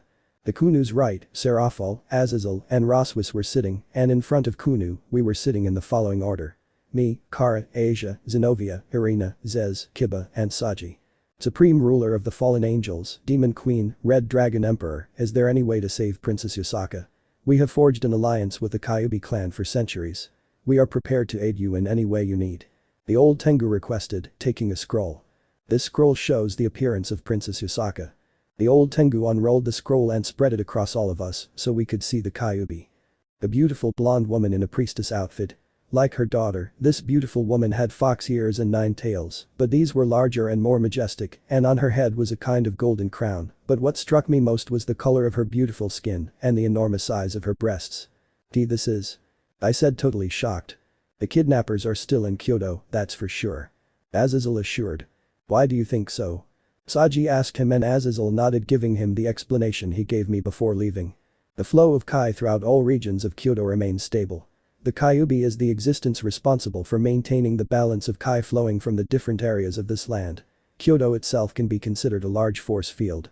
If the Kyuubi leaves these lands or is killed, Kyoto would undergo drastic changes. Since there are no signs of that, it means Princess Yusaka is still here and it's likely her kidnappers are still in Kyoto. Hiba and Saji were surprised by Azazel's explanation. What a relief, the chances of being able to save her are increasing. Hiba smiled as he said that. That's good, we have to save her as soon as possible. Suddenly, Kunu placed her palms on the ground and bowed her head deeply again, but this time, so did Miss Fox and Old Tengu. We humbly ask you, please lend us your strength so we can save my mother. Please, help us. I beg you. The young woman was pleading with a trembling voice and seemed to be on the verge of tears. Even though she speaks like a high-class lady and isn't far from my age, she's still a minor and needs her mother and her affection. The fury in my heart was overflowing. Those Cows Brigade bastards, I don't know what they're planning with the Kyuubi, but I won't forgive them. Kidnapping a beautiful, busty woman is unforgivable. But what will happen when we defeat them and manage to rescue Princess Yusaka? Ifufu, are you the Sekiryuutei? You saved me. Wonderful, let's see how I'll repay you. You're looking at my body, so you want to enjoy my body. Yufufufu, no problem, I'll bring you to the ultimate ecstasy. Oh no, my mind was filled with erotic delusions. In my mind I was watching Yusaka playing with opening her kimono, the image of the Kyuubi was becoming quite sensual and erotic. No, no, no, no, no, no, no. I have Kara now. And I love her. I shouldn't be having these delusions. But the Kyuubi is really shocking. Are you imagining things with Kunu's mother, Ice? Kara's voice brought me out of my lustful delusions, and I felt her left hand gently press my right shoulder. Oh? What? Not at all, ha ha ha ha ha. I laughed a little and shook my head firmly. That made Kara smile, and she moved her hand from my shoulder to the back of my neck and her face moved closer to mine. Of course, Ice. But you know I know you. I didn't know if that was a good or bad thing, maybe I'll find out when we get to the hotel. Until then, all I can think about is rescuing Yusaka from the hero faction. Azazel laughed a little before speaking. Well, that's how it is. We look for any clues regarding the whereabouts of Princess Yusaka and the hero faction. But since we're in Kyoto, it's also a good opportunity to enjoy the city as much as we can. And speaking of which, as a token of gratitude and social standing, the young princess will be your exclusive guide. Kunu sat back down properly, nodding her head. It will be a pleasure. Kyoto, Japan. Later, after leaving Kyoto Hidden, Kara and I separated from our friends to go to the Ritz-Carlton Hotel, where Kara had already made reservations for the two of us. Upon hearing this, Azazel looked a little disappointed, as if he had missed the opportunity to play some kind of joke. He and the rest of my team, including Kiba and Saji, went to check in at a high-class hotel named Surzich's Kyoto Hotel. There was also one named Serafal, but since Azazel and Surzich's get along so well, they all went to check in at said hotel. Before we left, Rossweisse gave a rather strange speech. There's a 100 yen shop in the Kyoto Underground Mall. If you need anything, please go there. You must be very careful with your money. If you keep wasting it like this, you'll be very untrustworthy. Money is what makes the world go round. If you buy everything you want, you'll run out of money pretty quickly, so please stick to the 100 yen shop. 100 yen shops are the treasure of Japan. We all fell silent after Rossweisse's enthusiastic speech. When did she ever have the opportunity to conduct such research? Who would have imagined it? The beautiful Rossweisse is a young woman who meets her basic needs through 100 yen shops. She hasn't even spent one night and she's already become obsessed with those stores. This Valkyrie is quite the odd one out. Ah, Azazel held up a hand to hide his face, as Rossweisse's sermon was somewhat terrible. After hearing that speech, Kara and I finally went to the hotel she'd booked, and wow, it was spectacular. The hotel was already quite luxurious. The room was quite spacious despite only having one bed. The dimensions could be larger than the apartment we live in. This was too much and that made this the best. Ah, I'm so excited to be here in Kyoto. I feel like this mission will be memorable for us. Kara kissed me on the cheek as she whispered those words to me. Because? I asked with a rather confused and curious expression. I'm excited to see a place I've never seen before. I'm eager to explore the lands of Kyoto to fulfill our mission, and because I'm with you on this mission, Ice. Kara explained to me with a rather happy smile. It's true. I said as I agreed with her and grabbed her hips. It's not every day we get the chance to visit new territory while completing our rescue mission. That's true, Ice. Kara nodded happily, her hands wrapping affectionately around my neck. We both stared into each other's eyes for a second, our faces moving closer and closer. Our lips quickly met and we kissed, which quickly became quite passionate and warm. We both let ourselves go, and soon our tongues began to dance on our lips as we continued kissing again and again. It was as if our mouths were sealed shut by the passion of our kiss. I felt my heartbeat quite strong, and I could also feel Kara's on the surface of my skin. Oh, it felt so good to be able to hear that rhythmic sound as we continued kissing. Kara was all mine, and I was all hers. The next day. The two of us set off from the hotel to Kyoto Station, which was where we would all meet up. Kara was currently wearing a rather short red halter top and a rather short skirt, similar to the blue one she always wears, though the current one was white, with a reddish belt and heels. Her hair was tied in a ponytail, and to cover her face, she wore rather dark sunglasses that Azazel gave her to replace her glasses. Here, black. Zenobia shouted in the distance. She arrived along with Asia and Irina, who followed her quite smiling. For this occasion, Zenobia chose to dress in a white short-sleeved sports shirt with black lines at the end of the sleeves and neck, extremely short dark shorts, and sports shoes. She sure loves dressing up for running. I guess it's part of her feminine charm. For this occasion, Asia was wearing a hazelnut-colored long-sleeved button-down shirt and a light brown skirt that covered half of her thighs. She always dresses very beautifully and never loses her innocent and angelic touch. And speaking of angelic things, Irina always dresses in something that refers to her faith. In this case, like Asia, she also wore a light blue shirt, although unlike Asia, hers had long sleeves and she had them rolled up. Another difference is that she had only buttoned her buttons almost to the top of her breasts, revealing the cross that she always wears around her neck. Her jeans are a light brown color and are as short as Zenobia's. The three of them did dress very beautifully. The feminine potential of the church trio is something that must always be taken into account. Shortly after, Kiba, Saji, and Zez also arrived. Only Azazel and Rossweisse were missing. We decided to wait a little longer in case she appeared, but she didn't. That's when Kunu appeared. "You're finally here, guys." She greeted us and we all turned around to see her. She had her ears and tails hidden at this point, since there were humans surrounding us. "Oh, so you came. Of course, it's the least I can do." Kunu responded to Kara with a warm smile. "I'm sorry, this is a very terrible time, and you are willing to be our guide." Kiba apologized to her. "Don't worry, my mother would surely scold me if I didn't keep my promise. I will gladly be her guide." Kunu answered quite happily. "I hope we get along well for the rest of the day. Where should we go first, Kunu?" Kunu looks at me with a rather cheerful smile. "Let's go to the Celestial Dragon Temple, Tenuujai." Celestial Dragon Temple.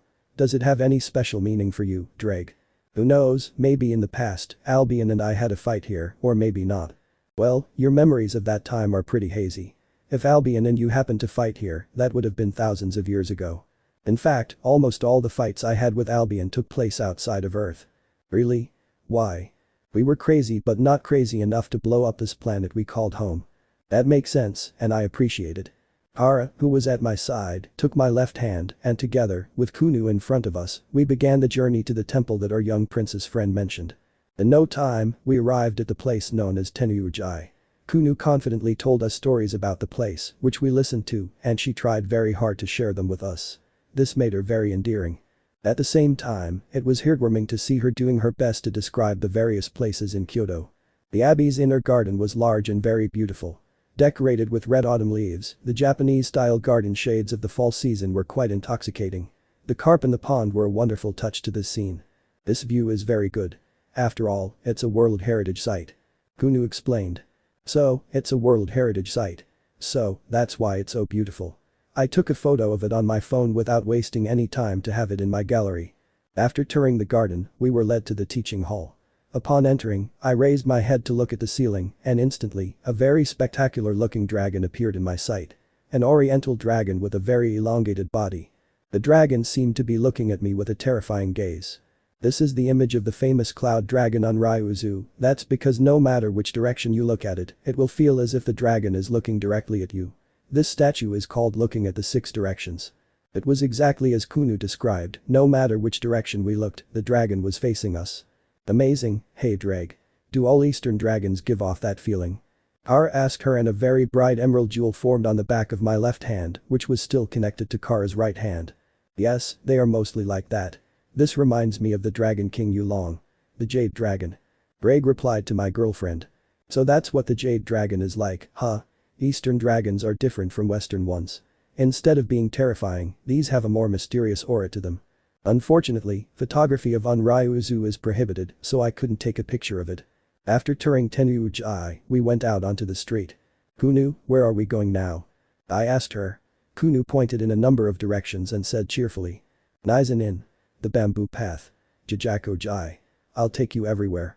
Oh, she's very motivated. She's really acting her age now. And so, under Kunu's leadership, we continued our journey. Wow, we've really visited a lot of places. Saji breathed a sigh of relief. We stopped at a convenience store and were having lunch, a tofu stew recommended by Kunu. After leaving Tenyuji, Kunu took us on a tour of Arashiyama. Seeing the statues of Siddhartha Gautama and Amitabha Buddha worshipped at Nizen Inn, we hopped on a bicycle taxi and rode along the bamboo path. Hearing the sound of the wind rushing through the bamboo leaves, I realized this was a very elegant place. It was my first time riding a bicycle taxi and it was a lot of fun. The driver was very talkative, describing the scenery as we drove, although I only understood half of what he said. We took in the scenery of Arashiyama on a bicycle taxi. It was a fun experience. The autumn season was quite strong here. I say the tofu stew here is a real delicacy. Kunu scooped the tofu out of the pot with chopsticks and distributed them to our plates. Haha, even during meals she likes to act like a guest. Kunu seemed so happy. This must be her usual smile. Precisely because of this, it was heartbreaking to see her last night begging us to save her mother. We're going to rescue her. That's a promise. The tofu Kunu gave me had to be eaten immediately. Kyoto tofu is very fragrant. It's even better than the hotels. I've heard that tofu is best eaten freshly prepared. This one seems like it was made just moments ago. This is really tasty. Kunu smiled at me quite happily, she was sitting to my right. I could eat boiled tofu all day. If you love him all day, you must love him a lot. Hara, who was on the left, said that to Kunu with a very amused smile. But my mother cooks the best boiled tofu. I see. So your mother's is the best. I replied to Kunu and realized Irina was looking at me. Irina's face turned red. What's wrong with her? Truth be told, this has been going on pretty much all day. She would stare at me while I was romantically interacting with Kara, and when I would see her she would quickly look away. Issei, Kara. Here's some more. Kunu quickly poured me and Kara some more. Oh, thanks Kunu. Yes, thanks. We responded very happily. After finishing eating, we continued on our way being guided by Kunu until we heard a familiar voice saying, Autumn in Arashiyama really is quite elegant. Oh, so everyone is enjoying Arashiyama. It was Azazel. He was at a bar drinking, sitting to his right was Rossweisse with a rather irritated expression. Azazel, shouldn't you be contributing to the hero faction quest instead of drinking all day? As I pointed out, Rossweisse agreed and stood up from her seat. Issei's right. I'm not sure how many times I've told him, but this person just isn't listening. I keep telling him not to act so irresponsibly, but he just doesn't listen. The veins on Rossweisse's forehead were popping out in anger. Come on, this is just a short break after investigating in Arashiyama. Are you really investigating? I find it highly unbelievable. Also, Rossweisse, do you always have to be so uptight? You should learn to act more cute. Isn't that why you haven't been able to find a man yet? Crash. Hearing Azazel's comment, Rossweisse's face turned red and her fist slammed on the table. This has nothing to do with my non-existent boyfriend. Don't make fun of me. If you're going to drink, then I'm going to drink too. Ah. She took the glass from Azazel and started drinking. She drank slowly, her posture very elegant. Issei, your usual attitude is not good. She's already drunk. So fast. She can't even speak properly. Are you drunk after one drink? Azazel was surprised, but Rossweisse poured another one and drank it instantly. Rossweisse looked Azazel straight in the eyes as if she were harassing him. I'm not married. I've been seeing him ever since I came back from old Odin's Guadishback. This reminds me of that old man. I had to spend so much time looking after him on his travels, that's why I don't have a boyfriend. Boyfriend. Ooh. I envy Kata. She has a boyfriend. Her boyfriend is from heaven. They always buck hesitantly all night long and I hear the noise they make on my roof. She was crying a storm is brewing and Azazel isn't sure how to handle things. Azazel makes a face and said to him. I understand. I'm going to listen to your complaints. You just let it all go. Hearing Azazel's words, Rossweisse suddenly became happy. Of course. Azazel, I didn't know you were a good guy. So smart. So handsome. Comrade, give me more bottles, please. More? This is getting out of hand. Who knew that beautiful Valkyrie is such a bad drinker? Saji couldn't stop coming out of his shock. You guys keep doing your thing. Hara and I looked at each other, not knowing what to say, but but we accepted it and left Azazel to take care of the poor 100 yen Valkyrie without a boyfriend. Gunu continued to guide us, and soon we arrived at Tajetsuku. Rossweisse made a very pitiful scene. Yes, who would say she's a terrible drinker? Hiba and Saji said this with bitter smiles, pitying the poor Valkyrie. In fact, even Kara and I were scared. For the next few minutes we walked through the tourist streets of the place, then the Katsura River appeared before us. That traditional-style wooden bridge is full of historical feeling. From the huge bridge, you could see the distant mountains, providing an incredible panoramic view. The red color of the mountains gave a strong autumnal feel. She's had a pretty hard life, her first boss was that lecherous and shameless god, and in Valhalla they didn't treat her that well, now luckily she has a good opportunity, and although Azazel is a pain, he's a good person, at least when he's not bothering people late at night. Hara answered Kiba and Saji. They both nodded and then another topic of conversation arose. By the way, Ice-kun. Yes Kiba. I heard you faced Sekiryuutei in a very close fight. I didn't get a chance to see you in action, but I'm curious to hear your opinion on him. Right, also in a couple of months he'll face Sona in a rating game. Hi, do I need the details? Kiba sounded very intrigued, Saji on the other hand was quite anxious. Everything I remembered from that fight I had against Sekiryuutei filled me with a very powerful feeling in my soul, and I gave my two friends my most honest answer towards that man.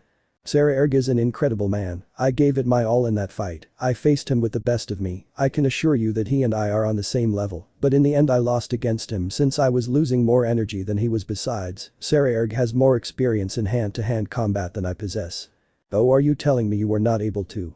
Saji shouted that almost as if he was about to have a panic attack. I saw that battle from the front row, I didn't miss a single detail, but I can assure you of one thing, Saji.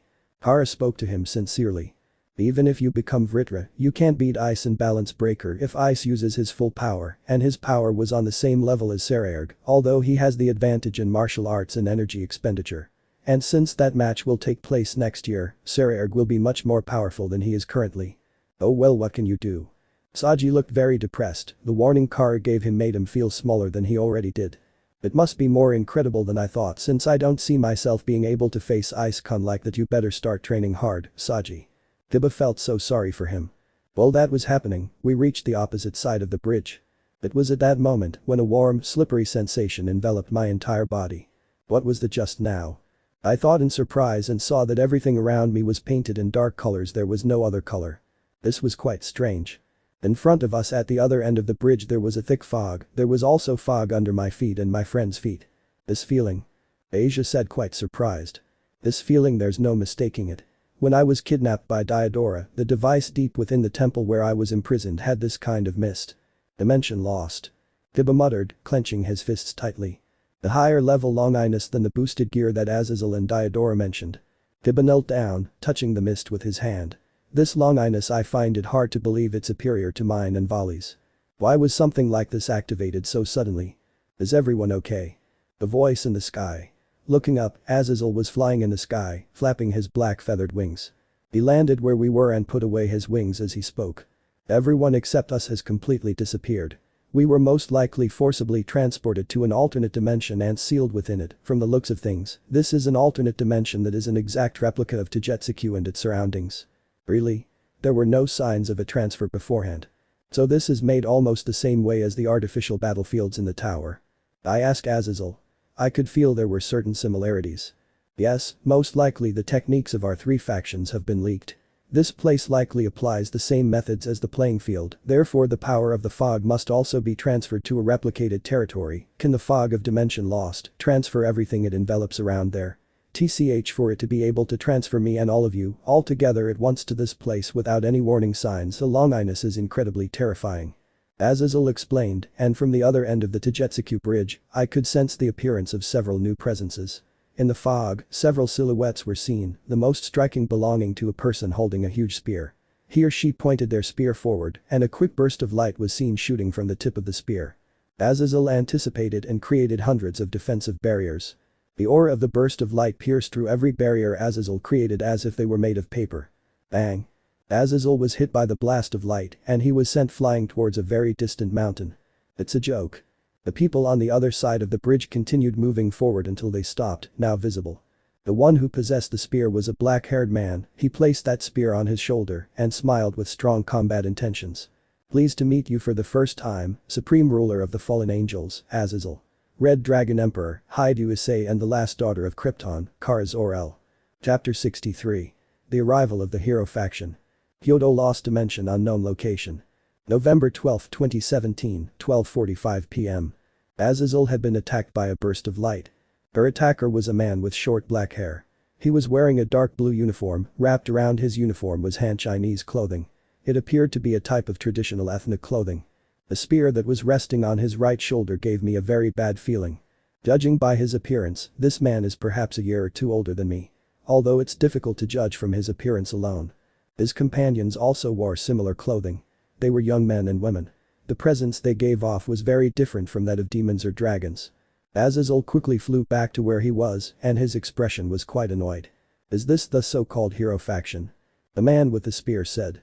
I am Cao Cao, the descendant of the famous Cao Cao Meng, who was recorded in the records of the Three Kingdoms. Something like that. Cao Cao. Record of the Three Kingdoms. Azazel, who is he? Azazel, without taking his eyes off the so-called Cao Cao, said to me. Listen carefully, everyone. Be careful with that man's spear. It's the true Longinus. The most powerful Longinus, it's said to be capable of piercing through God. I haven't seen it for a long time, but it seems it fell into the hands of terrorists. Azazel's words terrified everyone around me. The man was already scheming, but everyone looked at the spear in surprise. That spear sacred that even the seraphim of heaven fear. Irina said, unable to contain her trembling. Zenobia continued whispering. I've also heard about it since I was a child, that it's the lance that pierced Christ carrying the blood of Christ. The lance that pierces absolutely the body of God. It was such a dangerous thing. I think Rias once mentioned to me about that spear, the one that pierced Jesus Christ. And now that I think about it that way, that thing is closely related to the roots of the religion Asia, Irina, and Zenobia belong to. That holy spear. Asia, who was not far from me, seemed to be drawn towards that spear, as if her consciousness was somehow being sucked in, hypnotized. Azazel quickly covered Asia's eyes with one of his hands. Asia, people of the church shouldn't look at that spear. They'll lose their sanity. After all, it's one of the holy relics among the true cross, the holy chalice, the nails, and the shroud of Turin. Gunu angrily shouted at Cao Cao. Were you the ones who kidnapped my mother? Cao Cao smiled quite calmly. That's how it is. He openly admitted. What are you thinking of doing to my mother? We want your mother to cooperate in an experiment. Experiment? What are you planning to do to him? It is to grant our Lord his main objective. Hearing that, Kunu bared her fangs, furious. Her eyes shone with traces of tears.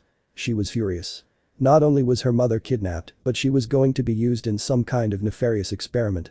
Sir, would that be office? And why did they dare to appear in front of us? Azazel questioned sternly. I don't see the need to keep hiding. So we decided to say hello before we begin the experiment. It'll be fun to have a showdown with the supreme ruler of the fallen angels, the legendary Sekiryuutei, and his partner, Supergirl. This guy, he really wants to take us all on. He reminds me a lot of that damn volley. I wouldn't mind that. But how about you return the Kyuubi leader to us first? I want to successfully complete my rescue mission and the conversation with the Yaokai here.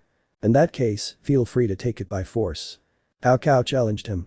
Seeing Azazel preparing for battle, we all followed suit and prepared ourselves. I activated my boosted gear and summoned Ascalon, then removed it from my sacred gear. Zenobia. Thank you so much. Zenobia quickly caught Ascalon and took an offensive stance. By the way, Rossweisse wasn't around. Azazel, where is Rossweisse? Azazel gave a long sigh. That woman was also transferred here, but she's still sleeping in the restaurant. I put a strong barrier over her, so she should be fine for now. So that's what happened, right? It would be unthinkable for her to support us in her current drunken state. The hero faction seemed ready for the showdown. Are they that confident? Or do they have a secret weapon? After all, the hero faction has gathered many sacred gear users. The battle against the sacred gears over the past few months was a pain. There were all kinds of strange powers that did a lot of unpredictable things. It was quite troublesome. Anyway, we have to defeat them as soon as possible. Cao Cao said to a short-haired boy standing next to him. Leonardo, unleash your anti-doomsdays on them. What did he say? The boy remained expressionless and nodded slightly. Instantly, something appeared from the shadows beneath his feet and expanded rapidly. I felt a sensation as if something cold was crawling down my back. It was fear, something was going to emerge from the shadows, and in large numbers. The shadow grew large enough to completely cover Tajetsuku. Then out of this shadow came enormous grey creatures. Dark gray skin, pimples all over the face, neck, forearms, knees, back and torso. Sparse white hair, extremely sharp teeth. Large, very sharp claws were present on both their hands and feet. The eyes of these creatures were a very intense red. The creatures roared in unison. This is a joke, right? That kid just summoned an army of Doomsday. No, Cao Cao called them anti-Doomsday. The anti-Doomsdays formed a line and took the lead. This brought back terrible memories of when Darkseid sent thousands of copies of Doomsday to the island of Themyscira and kidnapped Kara. Now that I think about it, this situation is similar since there is a beautiful blonde woman kidnapped, but this time the enemies have powerful longinus. TCH. Annihilation Maker. Azazel said this through gritted teeth. Annihilation Maker, maker of annihilation is the meaning, isn't it? Cao Cao laughed in response to what Azazel said. That's correct, depending on the user's abilities, this longinus will be able to create any kind of monster. Longinus, so that kid owns a longinus, yeah, the hero faction seems to be filled with a lot of longinus. What the hell, was it a free market in longinus? Kara asks Azazel. Azazel, what is this longinus? It's one with the ability to create countless monsters. For example, monsters that measure the size of a skyscraper, or as you can see them now, replicas of Doomsday. The monsters are created based on the will of the bearer, depending on said bearer. The danger of these monsters can vary like Dimension Lost. It is one of a higher level than the boosted gear. Perhaps those Doomsday are not at the power level of the original, but if that boy could manage to reach a very powerful balance breaker, perhaps he would come close to creating hundreds or maybe thousands that would have a power equivalent to the original. Azazel explained, and my disbelief escalated to another level. What is this, a joke? Please tell me it's a joke, Azazel, ha ha ha ha. Azazel showed no signs of laughing. Buddy, be careful with that longinus, like the true longinus and Dimension Lost. This is a higher level longinus than boosted gear. That's not encouraging at all. Judging from the fact that there are no reports of those kinds of monsters attacking the three great factions, their power must be far from complete. Cao Cao laughed ironically upon hearing Azazel's words. As expected of the Supreme Governor of the Fallen Angels, you deduced correctly. This boy hasn't been able to reach that level yet. However, the anti-Doomsdays are excellent at one thing. Cao Cao pointed his spear forward and the anti-Doomsdays advanced forward, beginning what would be a very complicated battle. This is wrong. The instant the anti-Doomsdays advanced forward, the jewel on my boosted gear released an immense amount of red aura. Welsh Dragon Balance Breaker. The aura enveloped my body and formed my Balance Breaker scale mail armor.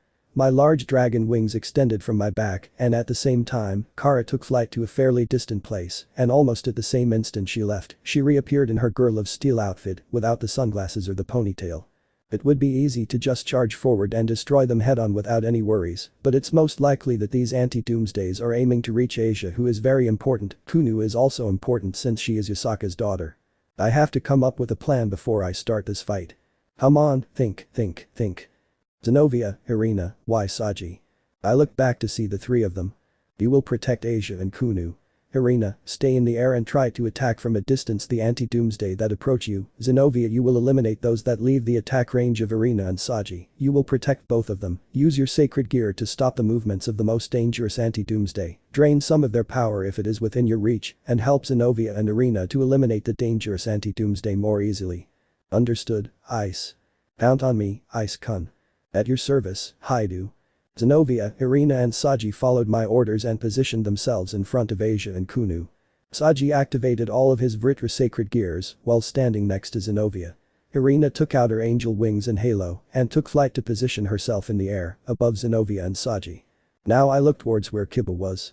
Kiba, I'm going to transfer my power to you, and I want you to use it to create super giant swords that will serve as barriers to suppress the anti-Doomsday stampede. Think of it as a labyrinth of swords to hold them back in a center where Kara and I can confront them. I understand. Kiba immediately agreed and came up to me so I could transfer my power to him. My aura of power quickly rose to its maximum capacity, all of my balance breaker jewels emanated quite a bit of aura, and my balance breaker armor was enveloped in a rather intense reddish aura. Boost. Transfer. I transferred almost half of my power to Kiba.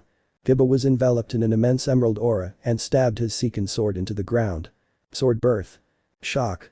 A loud metallic sound echoed across the bridge, and thousands of gigantic swords formed along the bridge, serving as a giant spiral barrier to try and hold back the anti-Doomsday's advance.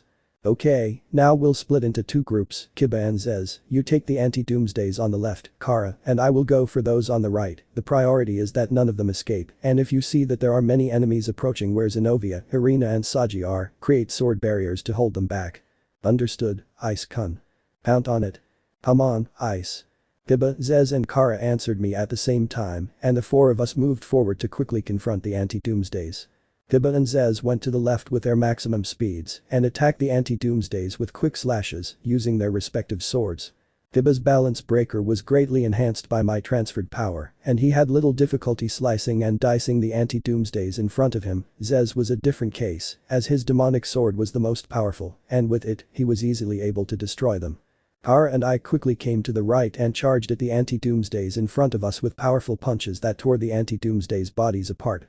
Since these monsters were the creation of a Longinus, we had no need to measure our blows, so we simply charged in to eliminate them as quickly as possible.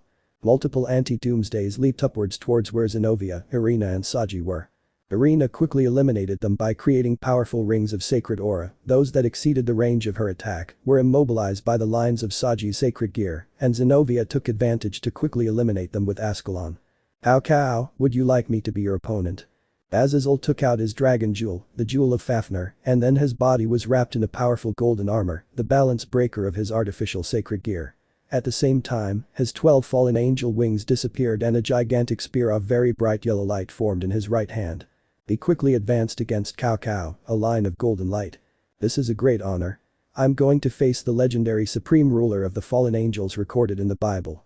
Cao arrived at the bank of the Kitsura River, his face smiling, his face unafraid to raise the sacred spear. The front of the true Longinus opened, releasing a divine aura from the spear's blade. The instant it opened, it was as if the entire air shook. It was something that could be described as sacred and solemn. Just seeing that spear sent chills down my spine. Even for someone whose faith wasn't as strong as my religious friends, the spear was still very influential. Crash. As Azazel's spear of light clashed against Cao's holy spear, extremely violent shockwaves were created. This impact created waves and disturbances in the Kitsura River, spraying water everywhere. The water droplets fell upon Tajetsuku like a violent storm. Azazel and Cao were attacking each other and carried their fight along the banks following the course of the river. I let Azazel take care of Cao, we'll go for the rest. The anti-doomsdays seemed to have no end. A dozen of them tried to jump over Kara and me. Boost. Before they had a chance to attack, my power doubled again and in my hands I created an immensely powerful dragon shot and quickly fired it into the sky. Bang. My dragon shot exploded with great power, turning the skies above the bridge we were on a deep red. The bridge shook pretty hard and the anti-doomsdays were wiped out.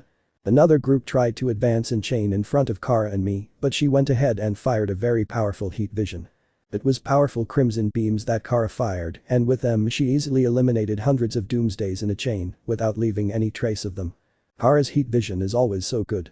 In no time at all, we had eliminated the anti-doomsdays, but the shadow kept creating more and more anti-doomsdays. Doesn't this have a limit? That kid must have a limit. Creating anti-doomsday must take a lot of his stamina and concentration, we have to keep going until he can't go on. Kara was very motivated to keep destroying the anti-doomsdays. It's a good thing these don't have the same capabilities as the original. Honestly, it didn't matter how many anti-doomsdays this kid created, we broke them pretty easily. Seconds passed, the anti-doomsdays were eliminated as soon as they were created. There was not much these imperfect creations could do against my companions and me. There's no point in continuing to send anti-doomsday against you, it seems. It's time for me to take action in this confrontation. The man from the hero faction side spoke, his hair was short and white, his eyes were red, and he seemed to me to be someone extremely similar to that psychopathic exorcist called Fried Selzen. What happened to him? Are you planning on fighting us? I'm impressed by the confidence you have. Kara said it with every intention of mocking him for being so bold. HMPH. HMPH. It's a pleasure to meet you all. My name is Sig, descendant of the hero Siegfried. My companions call me the same, and you can do the same. Siegfried. I remember hearing that name. If I'm not mistaken, it's the guy Ez faced a while back. Sig-san, I heard you betrayed the church. Why? Irina shouted at him and Siegfried's lips curled up happily. This side seems more fun to me, besides, I still have to take the sword that belongs to me from the swordsman knight of the Justice League. At that moment, from the smoke screens that were generated throughout this battle, Zez and Kiba appeared, each wielding their respective swords, and tried to take him by surprise. Siegfried managed to evade Kiba and Zez's synchronized attacks and counterattack them using very powerful demonic swords in each hand. In his right hand, Siegfried wielded a powerful demonic sword with a drill-like aura, and its color was a deep dark violet. In his left hand, he wielded a demonic sword of a fairly light color and an ornate appearance. The blade was quite wide, its hilt was golden, and its pommel had a rather unique shape. Kiba and Zez continued to attack Siegfried using their maximum speeds, but Siegfried easily blocked both of my friends' attacks without taking any damage. Alming and Nothing are two of my 4 legendary demonic swords. With them I can face anyone, be it the holy demonic sword or the legendary demonic sword Gram, that will soon be mine. The 3 of them entered into a very close fight. This was the first time I saw Kiba and Zez fight together with the best they had against the same enemy. The 2 quickly retreated from Siegfried, each taking a stance. Siegfried did the same, and the 3 clashed again in a violent clash of swords. Sparks flew everywhere. Little by little, Kiba and Zez were being suppressed in battle. The expressions on both of their faces were quite serious. Kiba and Zez's divine speed was stopped. It was 2 against 1, and yet my friends were at a disadvantage against Siegfried. No matter how fast Kiba and Zez were, Siegfried seemed to be on another level. Even when they intended to attack, their feints had no success against Siegfried. He used fairly simple and minimal movements to dodge both of them. When he thrust the demonic sword from his left hand, Kiba had no choice but to dodge, no chance to try to counterattack. Zez couldn't support Kiba much either, as he was overwhelmed by Siegfried's demonic sword movements with his right hand. They were both being dominated by him. Hara and I were very shocked by what we were seeing. Kiba, squint. Zenobia screamed as she ran towards the place where they were fighting Siegfried and tried to attack him from behind. I'll go too. Irina exclaimed, breaking formation to go support them in that fight. Zenobia used Ascalon, Kiba his Sekin sword, Zez used Gram, Irina created a light sword, and all 4 attacked him at once. It was difficult for me to keep up with their speed. The 4 of them were moving so fast that it was difficult for me to keep up with their vision. Although Kara could see them perfectly, the most surprising thing is that Siegfried, despite being in a 4-on-1 situation, could easily keep up with them. Kiba's divine speed creates afterimages as he repeatedly attempts to interrupt Siegfried with attacks from blind spots. From above and below, Zenobia and Zez attack him with immense auras, both holy and demonic. Irina glides through the air quickly as she thrusts her lightsaber into the back of Siegfried's hand. Suddenly, Zez and Zenobia manage to block their swords with Siegfried's swords, leaving him unprotected from Kiba and Irina. But then, Siegfried pulled out a 3rd demonic sword, with which he broke my friend's quadruple attack. Turfing. This is also a legendary demonic sword. 3 legendary demonic swords. Siegfried was already occupying both hands with the 2 previous demonic swords. And now a 3rd arm manifested from his back, wielding a 3rd legendary demonic sword. What was that arm? It was an arm with silver scales. Damn, you have 3 arms. It's frustrating, but he's too strong. Zenobia and Kiba said as the 4 of them took their distance from Siegfried again. This arm is a twice critical, a fairly common dragon sacred gear, but mine is a little different. It's a subspecies which allows me to grow dragon arms on my back. Twice critical. I've heard of it. A dragon sacred gear far inferior to my boosted gear. But that sacred gear shouldn't be shaped like a gauntlet. Being a subspecies, it grew arms. Siegfried held 2 demonic swords in each hand, but with the arm behind his back, he now held a total of 3 swords, a 3-sword stance. Witnessing the scene, Kiba's expression became more serious. We're both sacred gear users, but I'm unable to overcome the properties of your swords, even using my sacred gear enhanced by Ice Kun, and he hasn't used the special abilities of his legendary swords. I'd like to add the fact that I haven't activated my balance breaker yet. A harsh reminder. The hero faction has been conducting continuous experiments to help its users achieve balance breaker. And this guy without activating that power was able to fight with Kiba, Zenobia, Irina and Zez.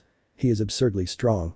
But the thud, Azazel landed in front of us, and at the same time, Cao Cao did exactly the same, returning to the center of the hero faction. As they attacked each other, they returned to their starting point.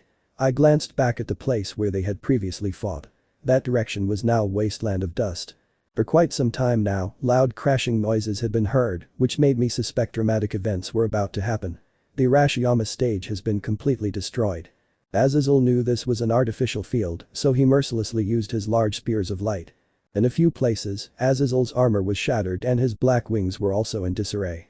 Cao Cao's uniform is also torn in places, but I find it totally incredible that he, who is a human, has done so well against the legendary supreme ruler of the fallen angels. Right along, Ines. Don't worry, Ice. Neither of us fought at our best. We were just testing each other little by little. Well, the so-called test completely destroyed the natural flow of the river. It reminds me of how my battle against Sekiryuutei went. Cao Cao twisted his neck and said loudly. So this is what the legendary Sekiryuutei of the Justice League is capable of, huh? As expected of you, Issei. You've been able to properly guide and harness the powers of all your team members. We went without intending to push ourselves too hard and you all turned out to be better than we expected. What are you talking about? I asked Cao Cao, glaring at him. You may not have realized it yet, but ever since you became a metahuman, you've developed a dangerous ability to unite and attract all your allies in order to lead them. You attracted the current user of the strongest demonic sword, you joined the Justice League, your lover is a Kryptonian, you managed to form a good relationship with the Gremory clan, you somewhat helped with the awakening of Ritra, you attracted the user of Durandal, you are friends with an angel, and were trained by a former legendary Dragon King, not to mention that you survived the Juggernaut drive. You, compared to your predecessors, have the potential to become the most dangerous and powerful Red Dragon Emperor to date. I've never considered those things from that point of view. Hi. Azazel called him, capturing his attention again. What are the motives of your blessed hero faction? Cao Cao narrowed his eyes and said. Supreme ruler of the fallen angels, our goal is simple. We wish only to know the limits of what it means to be human and to challenge you. We humans will be the ones to defeat the dragons, aliens, demons, angels, fallen angels, and all other supernatural races. We humans have always been able to eliminate those at the top. No, we humans must always be the ones to do it. A kernel of hope for a race otherwise under siege. I wish to know how far we can push ourselves while remaining fully human, though we can make an exception and allow certain metahumans to join us. Cao Cao looked at me after saying that. Do you think I'm going to join them? Azazel sighed upon hearing that. Do you really think Ice would betray his ideals to join your cause? I have nothing to lose by offering that proposal. Cao Cao shrugged his shoulders in reply. Ice, you must be careful if you want to face him. That guy is a worse enemy than the ancient demon faction. He's just as dangerous as Vali. How Vali? Yes, I wouldn't be surprised if that's the case, since he's referring to the strongest Longinus. Since Azazel joined me, my team's formation changed. The same thing happened with the hero faction, who regrouped around their leader. During all this time, anti-doomsdays have been created non-stop, but eliminating them wouldn't be a problem for Karami, much less for Azazel. The problem is the other members. Siegfried was able to fight on par against 4 swordsmen, and Cao Cao was able to go it alone against Azazel. It seems that the second round will be a more lethal battle than the first. All of them must possess sacred gear that reached a balance breaker state, and so far none of them activated said power. Clap. Suddenly a magic circle appeared shining in the sky. This is. Azazel seemed to know what it was. Who? Reinforcements. A fallen angel. It was a line of yellow light that advanced in front of us. It was a very cute foreign girl dressed as a witch. Ah, and she is. The girl was wearing a huge hat and a cape. Her body was very thin, and she turned her gaze toward us and bowed her head deeply while sitting on her broom. Her smile was quite radiant and charming. Nice to meet you all for the first time. I'm Lefay Pendragon. The witch who belongs to Vali's team. Vali's team? Why? Why did a teammate of Vali's come to this place? Pendragon. What are you to Arthur? Azazel asked him questioningly. He's my older brother, he always takes care of me. She's the sister of that cold-eyed swordsman. And to think that guy has such a cute sister. So Lefay. Like that legendary witch, Morgan Le Fay. It's been said that Morgan and the hero king, Arthur Pendragon, were related. Lefay on the other hand looked straight at me, and there were very bright little stars in her eyes. Lefay approached me. I've been a fan of Sekiryuutei since before he joined the Justice League. Yes, if it's not too much trouble, could you give me your hand?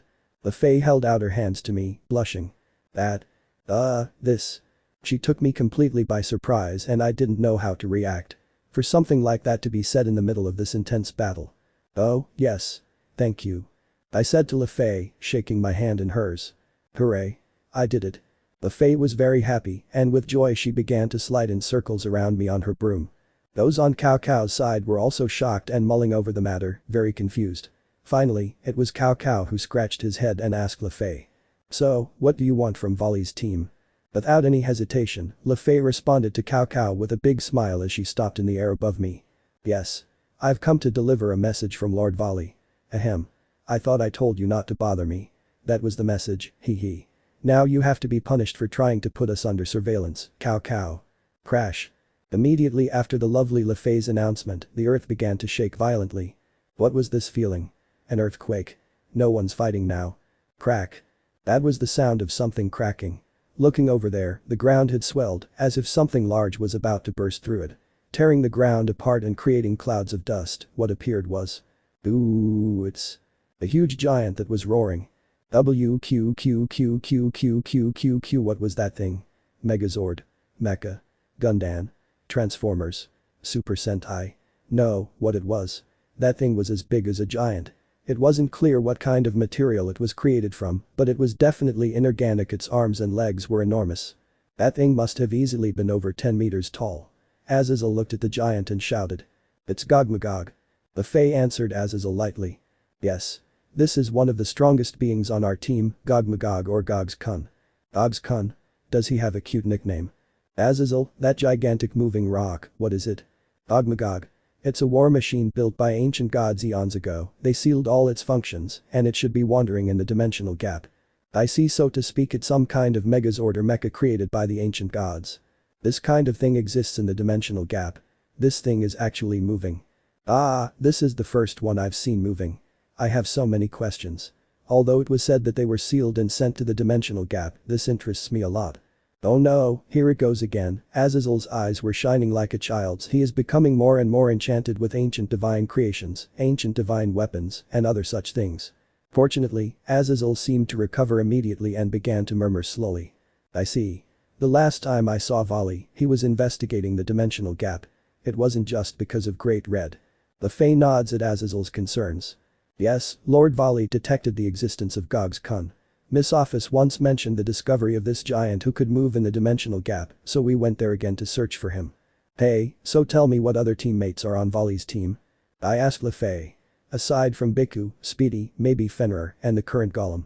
Knowing that I'll be fighting Vali someday, I'd like to know how her team is doing right now. Currently, there are Lord Vali, Biku, my brother Arthur, Miss the Queen, Miss Kuroka, Little Fenrir, Gog's Kun, as well as me, so in total there are 8 of us, or 9, but the last one is incognito. The Fae gave a knowing wink. I see. 8 or 9 of them. That's all. Wait, did she just call Fenrir small? Hey Azazel. If the Great Red lives in the dimensional gap, why did that massive creature also exist? Kara asked Azazel. The dimensional gap is very difficult to navigate, but there's actually quite a bit of leeway. All Great Red wants is to swim freely in 3-dimensional space, traveling almost constantly throughout the multiverse. He himself poses no real threat. He's a special existence, so none of the factions place Great Red within their classifications and categories. As Azazel gave that explanation, the golem raised its giant fists towards the hero faction. Roar. With a loud roar, the golem slammed both fists against the bridge, and in one fell swoop, everything collapsed. That blow shattered countless anti-doomsdays, while the members of the hero faction retreated into hiding on the other side of the river. Ahahaha. Vali is angry. Looks like our surveillance system has been discovered. Could there be a mole? Cao Cao laughed loudly and extended his spear at the golem. Whoosh. The tip of the spear suddenly extended, piercing through the shoulder of the giant golem. The giant lost his balance and fell to the ground. Wow, what an impact. That golem must be heavy. Just a fall created a huge shockwave, and everything near him shook. That spear took down the golem in one fell swoop. I didn't know that thing could extend like that. It can also produce an energy blade, so it has a ton of functions. But the bridge destroyed, all of us who could fly took to the sky. Biba took Zez, Irina took Zenobia, Saji took Asia and Kunu on his back. It was at that moment that in the distance I saw the figure of a woman in front of the hero faction. She was trembling and staggering, unable to walk properly. It was a silver-haired woman. Rossweisse. Hello. All these people here are making a lot of noise, and they haven't pampered me properly here. Is she still drunk? And she's very angry. The arrival of the drunken 100-yen Valkyrie made all the members of the hero faction look at each other in bewilderment. Now, they were planning to attack her. This is bad. In this drunken state, Rossweisse is in danger. I have to go help her. Well, I was thinking about that, Kara, Azazel, and I rushed forward until. What's up? Are you still fighting? Good. I'm going to start the fight show of the Valkyria of Issei Hyoudu's team, the Sekiryuutei who doesn't let me sleep at night, since almost every night I listen to him with Kata doing Tukunchikunchikin and Tedamotos about my Tesho.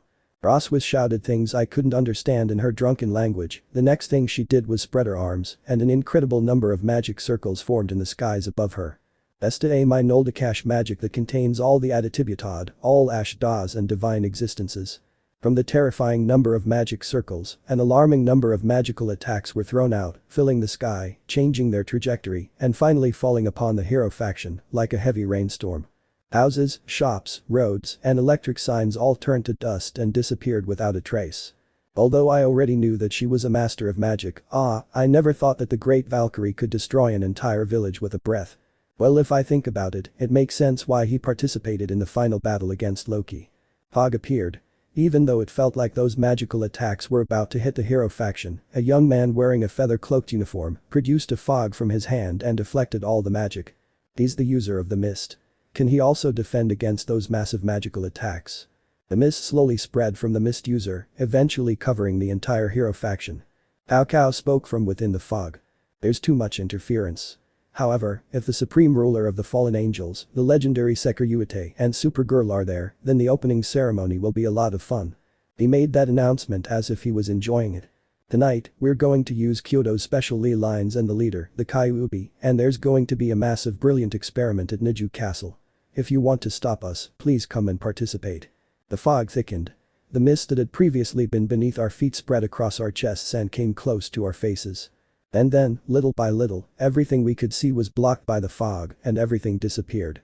Attention everyone, we're about to return to the original world. Put away all your weapons. Azazel warned us. We were finally back in the real Arashiyama. This is bad. I immediately had to deactivate my scale mail armor. In the blink of an eye, the fog disappeared and we were back on the crowded streets near Tajetsuku. Aside from us, other tourists were crossing the bridge as if nothing had happened. The bridge is still intact, everything was apparently normal. All of us who participated had rather serious expressions. The battle just now was very dangerous. It would be difficult to return to our previous state of mind. The Fae was gone. So was that giant thing. Did they disappear at the same time as the fog? Crash. Azazel, being furious, struck his fist against an electric pole. Talk about rubbish. Experimenting in Kyoto. Don't underestimate us, you damn kids. Wow, Azazel was so angry. I haven't seen Azazel this angry in a long time. My mother, why my mother? Hunu's body was trembling. I could only stroke her head, unable to do anything else. Cao Cao's sudden attack and his announcement of the experiment at Niju Castle. Apparently tonight will be the moment when the total climax against the hero faction begins. Chapter 64. The Heavenly Dragon Hero and the Divine Spear Hero. Kyoto, Japan. November 12, 2017, 9:45 p.m. After a delicious dinner at the hotel where Kara and I, Issei Hyoudou, were staying, the two of us went to the hotel where our friends had been staying, the hotel named after Surzich's. The room we all met in was Saji's room, which Azazel originally planned to be my room, as he didn't think Kara would have made a special reservation at another hotel for the two of us. Yes, I'm really grateful to Kara for what she did, because this room was extremely small and very old-fashioned. For someone like me, who needs to sleep next to Kara every night, I probably wouldn't have survived here. Saji, that you're able to keep this room to yourself is admirable, although it's still a good way to differentiate us, since you put up with that because you haven't even had the chance to sleep next to the woman you love yet. In this small room, we were Azazel, Serafal, Kiba, Saji, the rest of the Citri clan who came in the afternoon of that day, and my team and I. We had to talk about the events that will occur in the next few hours. Because tonight is when the hero faction will make their move, the experiment they confirmed will be carried out at Niju Castle. We all had to stand up during the meeting because the room was so uncomfortably small. After all, there were more than 11 of us in a room the size of 8 tatami mats. Zenobia and Irina were participating in this meeting while sitting in a closet. They seriously impressed me. How can they be sitting in such a narrow space? Rossweisse, who had been drunk all day, looked quite pale, but she still insisted on joining this gathering. I also learned that she drank a special medicine and recovered. However, she still looks far from well. Azazel looked at us all and then began. A map of the entire Kyoto area appeared in the center of the room. So, let's begin explaining our battle plan. The area around Niju Castle and Kyoto Station is on high alert. All demons and fallen angels stationed in Kyoto have been mobilized to search for suspicious individuals. The Kyoto Yokai are also providing assistance. Although they have not yet confirmed the movements of the hero faction, we have managed to detect an ominous presence gathering in the center of Niju Castle. A sinister presence? Kiba asked Azazel. Yes, since ancient times, Kyoto has been a city built with the principles of yin-yang and feng shui as a large-scale magic circle. As a result, there are many sites with special powers, such as the Seimei Shrine, the Suzumashi Kafuku Jizo Temple, a pine tree belonging to Fushimi Inari Hizamatsu-san, and others. There are too many places with incredible auras to count. However, the flow is turbulent and is currently gathering at Niju Castle. Saji swallowed his saliva and asked. What's going to happen? I have no idea, but it's definitely not a good thing. Since they're going to use the Kyuubi leader who controls the ley lines of the city to carry out some kind of experiment. We're going to use this key point as the basis for the entire plan. Hearing Azazel's words, everyone nodded. And then, Azazel officially began to explain the plan to us. The Citri family members will be on standby near Kyoto Station. They will also be guarding the hotel.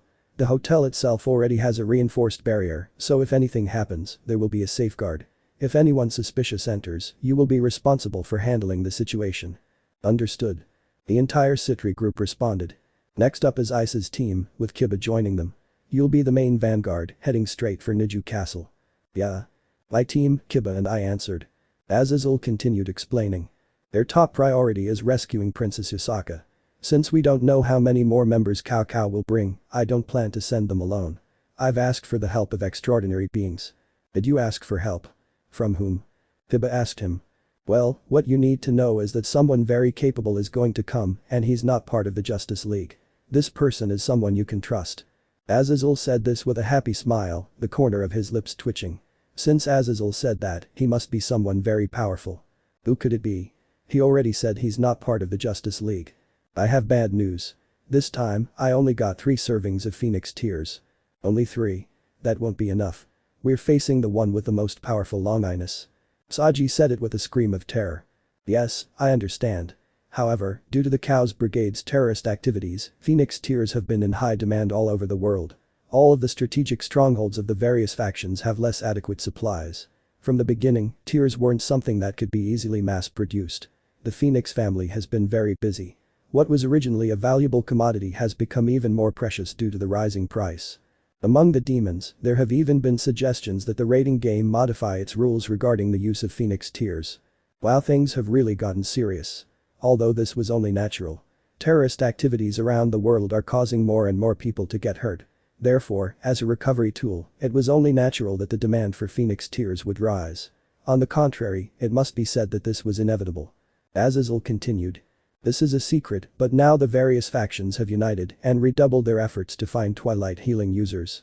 Although it is a fairly rare sacred gear, it is not the only one, and our investigations have discovered that there were more users, apart from Asia. Finding them will be a great advantage, just as denying its use in Chaos Brigade and leaving them without accumulating powerful healers will be very disadvantageous for them. On the other hand, the current Beelzebub Ajuka has been conducting personal research into new forms of recovery. Also, Gregory has begun research into the creation of possible artificial recovery sacred gears. Thanks to the great support that Asia has given us at Azazel Tower, the results have been quite promising in road. And I had no idea. Asia must be working in a more private section of the tower where I also work. Asia really is quite a nice girl. Asia has also insisted on training daily, so at some point, if the opportunity arises, she'll likely one day awaken her own balance breaker. I'm really looking forward to what she might do when that happens. So here's the situation. These tiers will be divided to give 2 portions for the main attack, Ice's team. And 1 for the Citri group. Please use them carefully. Yeah. Everyone responded. And then Azazel turned to Saji. Saji, you will be part of Ice's team. Eh? Do I? Saji pointed at himself, but after a few seconds he understood completely. Is it because of the Dragon King? Yes, that's right, you, Vritra. The Dragon King's status will be very useful. The black flames conceal the movements of enemies, as well as absorb their power, just like in the fight against Loki a while ago. You will support Ice's team. That won't be a problem. But I'll easily lose consciousness and control in that state. No problem, Ice will help you regain control like last time against Loki, just think of a few words to say at that moment. Ice. Since you're the celestial dragon, show him how to control the Dragon King. Of course. I replied to Azazel. I've done it once, and when the time comes, I'll do it again. Irina raised her hand. Have the other factions been informed? Of course. Outside of Kyoto, a large number of demons, angels, fallen angels, and yokai have gathered. In order to prevent the culprits from escaping, barricades have been set up. If possible, it would be best to capture them all using this opportunity. Seraph Leviathan nodded to Azazel's words and continued. I'll be in charge of directing and coordinating Kyoto's external forces. If any naughty children try to escape, the various factions and I will punish them. Even though she spoke in a rather relaxed voice, I knew that if the situation arose, she could go all out. Azazel followed the conversation. Sona Sitri has been informed and is willing to help in any way she can. Wow, so Seraphal's little sister is in the know, huh? What about Miss Rias and my other classmates? Tiba asked, quite confused. Azazel frowned at my friend's question. Yes, I wanted to tell him too, but it seems the time is still not right. He's currently back in the underworld, in the Gremory territory. What happened? There are reports of unrest in a city located in the Gremory territory. They most likely went to handle that. Riots? Unrest? Could it be Cow's brigade? Azazel smiled very wryly. They were incited by some supporters of the former Demon King. It seems there was a group that had no direct communication with the Cow's brigade. Even so, the distress they cause is an undeniable truth, so the girls have taken action. Furthermore, I have received news that Graphia was participating. Yes, since Graphia is taking action, the protesters might as well bite the dust and say goodbye. I don't know if it's accurate or not, but rumor has it that even the wife of the current head of the family, Lady Gremory, was present at the scene. Once enraged, the Gremory women have quite the force to be reckoned with. Azazel shuddered deliberately as he gave that explanation. Ah, so not only Serzich's wife, but also his mother has taken action. I don't know Rias and Serzich's mother, but I do know Graphia, although only a little, and I never got to see her. Rias furious, but if Azazel says those things, of course I will believe him. The brown-haired lady of extinction, the crimson-haired princess of ruin, and the silver-haired queen of annihilation have gathered in one place. HMPH, they'll teach those protesters a lesson. Seraphal happily listed those three very terrifying titles. Extinction, ruin, and annihilation. What were these, sounding like untouchable queens or something? Gremory women have scary nicknames. I do pity whoever might become Rias Gremory's suitor in the future. I won't go there. You two will have a very worrying future. No, in fact you already are. Azazel put a hand on my shoulder and nodded repeatedly. What are you talking about, Azazel? I don't understand, and as far as I know I'm not having an affair with Rias Gremory, so you'd think. Then, Azazel subtly shifted his gaze from me to Kara. Oh, I think I'm getting that hint now. I'd better never make Kara too angry. Azazel smiled at the comprehension and cleared his throat before addressing everyone again. So these are the plans I propose. I'll also search for these terrorists directly from the skies, so everyone take up their positions within the hour. If you find anything suspicious, inform each other immediately and try not to die. We're going to protect Kyoto with our lives. Understood? Yeah. The strategic meeting ended with everyone's response. After battle preparations, I arrived at the reception of this hotel being accompanied by Kara. The two of us were holding hands, our companions were waiting for us here. In the distance, I saw Azazel sitting in one of the seats further away. Seeing me, he stood up. Ice, come here. Yeah?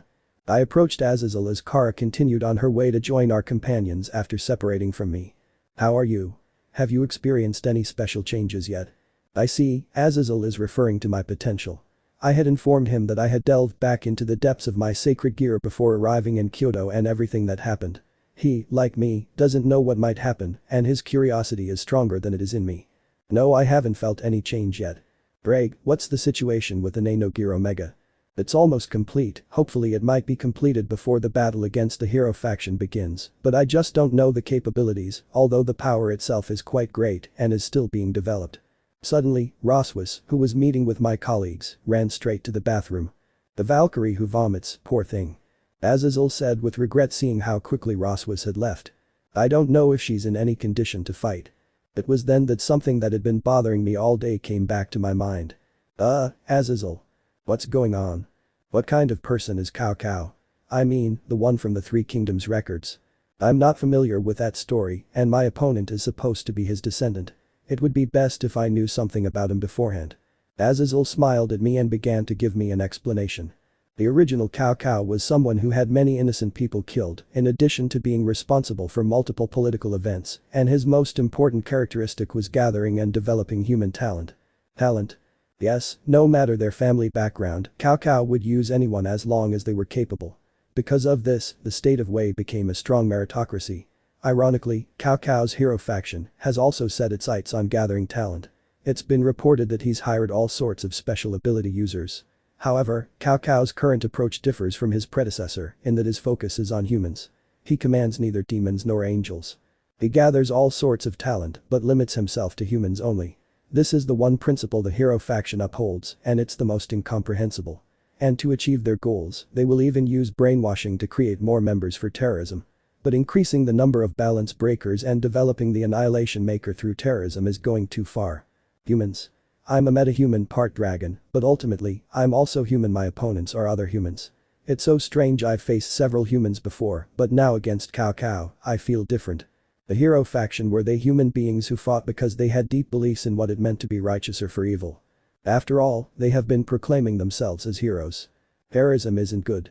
Forcing people to do your bidding through brainwashing is unacceptable. It's simply inhumane. No matter how I look at it, to me they represent the exact opposite of what it means to be a hero.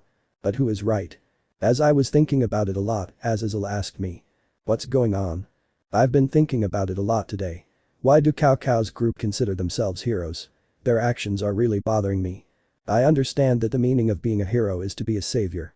But what is Cao Cao trying to save by taking that name for his terrorist group? They call themselves heroes due to the fact that they possess special powers and abilities.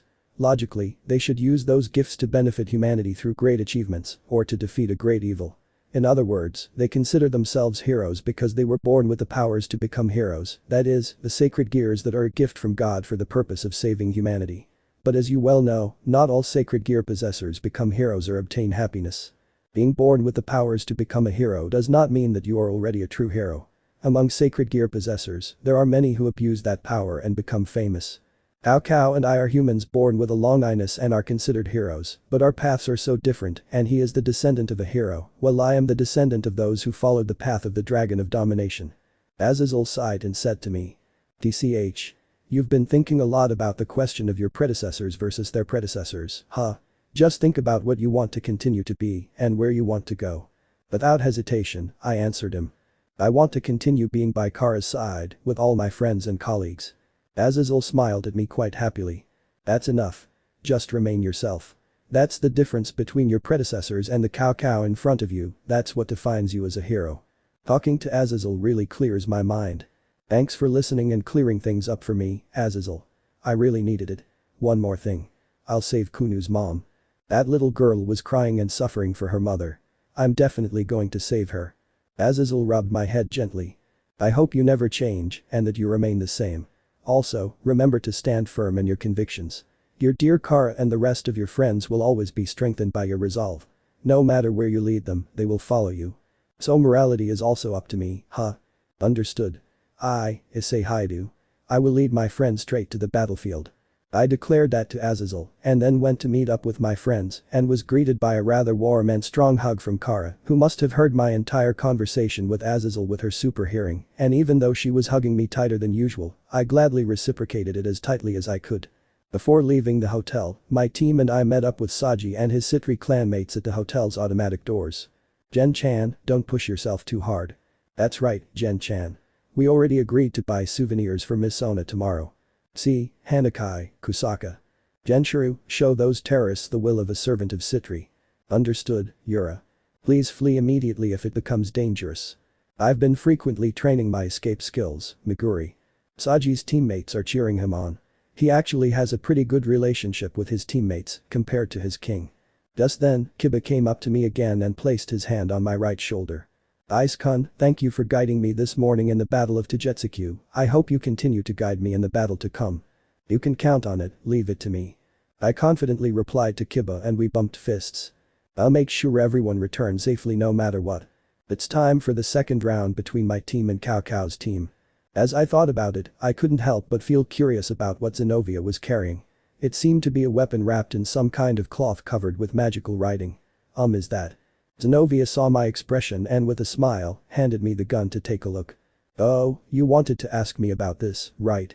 It just came from the church. The new and improved Durandal. It was the sword after all.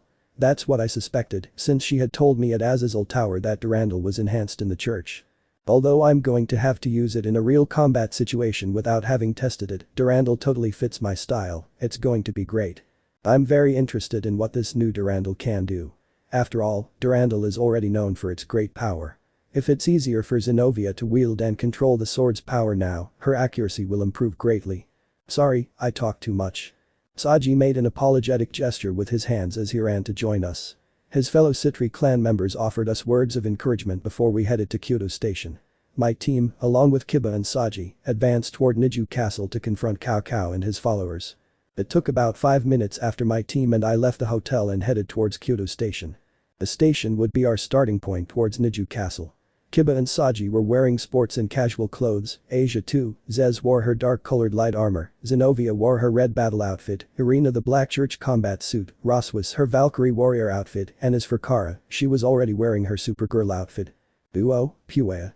Rossweisse covered her mouth with her hands, fighting the urge to vomit that rose from her stomach every now and then. She really didn't look so well. How much had she drunk? On this trip, Rossweisse had revealed many of her hidden sides. When we return to New York, I must make sure she doesn't go near alcohol again. Suddenly, as we were walking through the station, I felt something hit my back. Sekiryuutei. I'm going too. The blonde girl dressed as a priestess, Kunu. What's wrong with her? Shouldn't she be in the hidden Yokai capital? Hey Kunu. Why are you here? Riding on my neck, he slapped me on the forehead with a series of blows while speaking to me. I want to rescue my mother too. Hey, hey, hey. This is going to be very dangerous, it's best if you stay and wait. Didn't Seraphol Leviathan and Azazel tell you already? Yes, they did, though.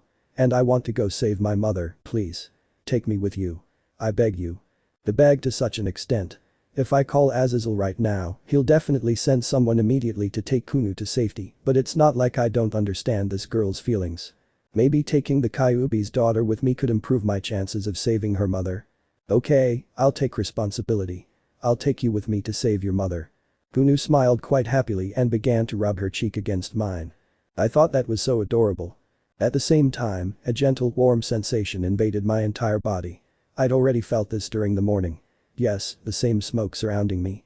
This is something from Dimension Lost. When I regained my senses, I saw the subway platform in front of my eyes.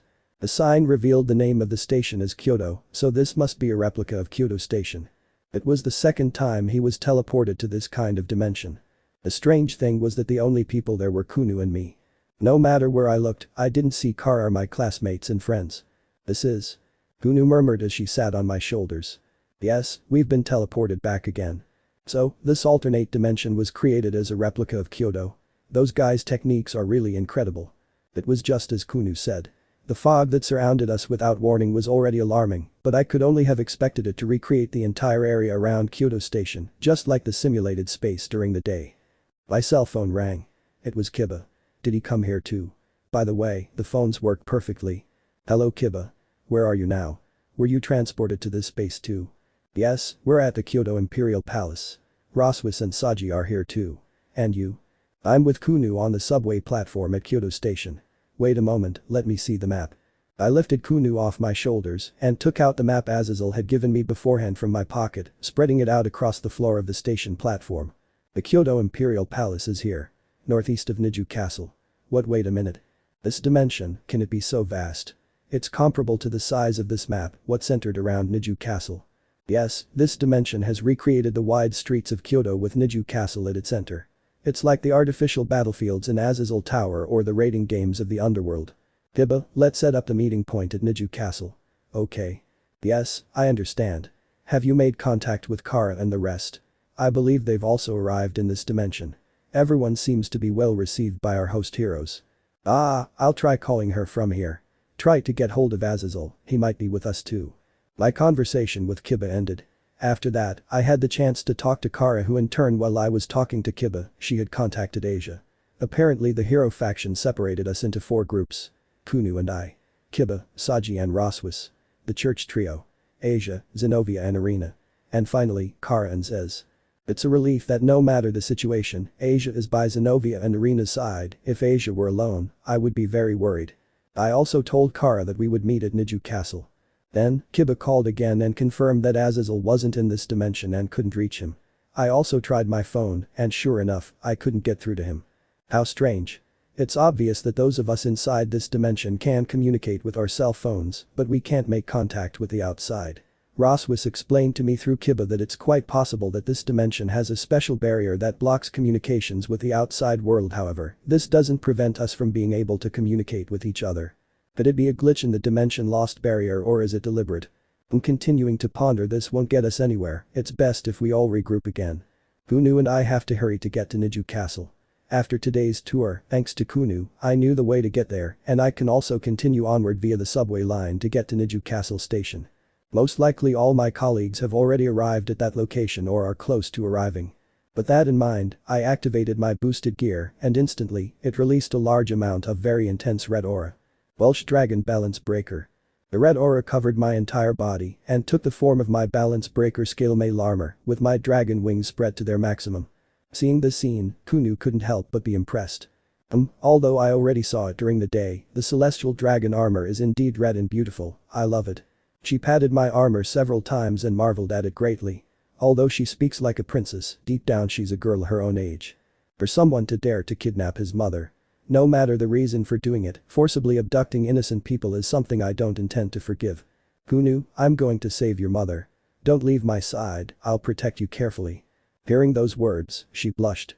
I'll do it. Suddenly, we both felt a hostile presence.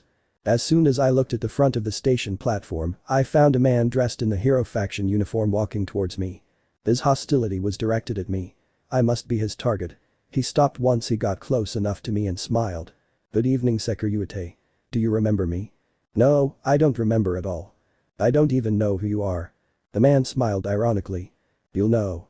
The man's shadow began to move as if it had a mind of its own. Witnessing that scene, I instantly remembered it.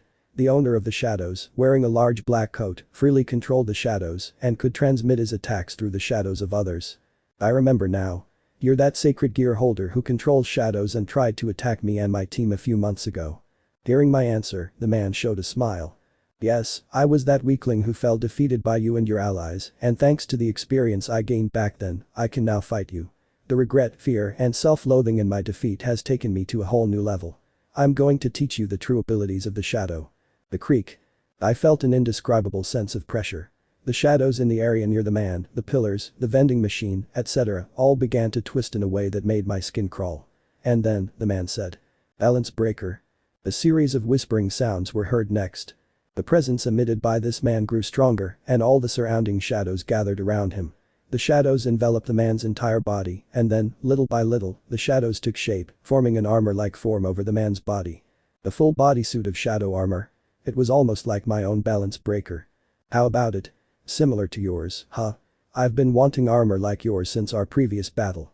Powerful offensive capabilities, great defense. This is my balance breaker Night Reflection Death Cross. Now, come and let's continue the battle from back then. Every part of the shadow armor began to writhe as if it were alive. Shadows covered its face, leaving a pair of sinister eyes staring at me. They look like the eyes of a monster. Good for me. If it's a fight he's looking for, then I'll give it to him. I propelled myself forward on my dragon wings, all distance between him and me reduced to zero. The man made no defensive or offensive moves, he just waited to receive my blows. But what's wrong with him? Are you underestimating me just because you awakened your own balance breaker? Alright, you asked for it. I punched him with my fists, but my attacks passed right through his body. The man's body dispersed like smoke or fog, and at the moment of impact, there was no feeling of my blows connecting. My opponent was completely unharmed. It was a feeling as strange as if I were punching fog. I quickly turned around, attacked him and sent a flying kick to his back. I also tried to attack him using the quick dragon claws on my wings and used my tail as a whip. All my attacks had passed through his body.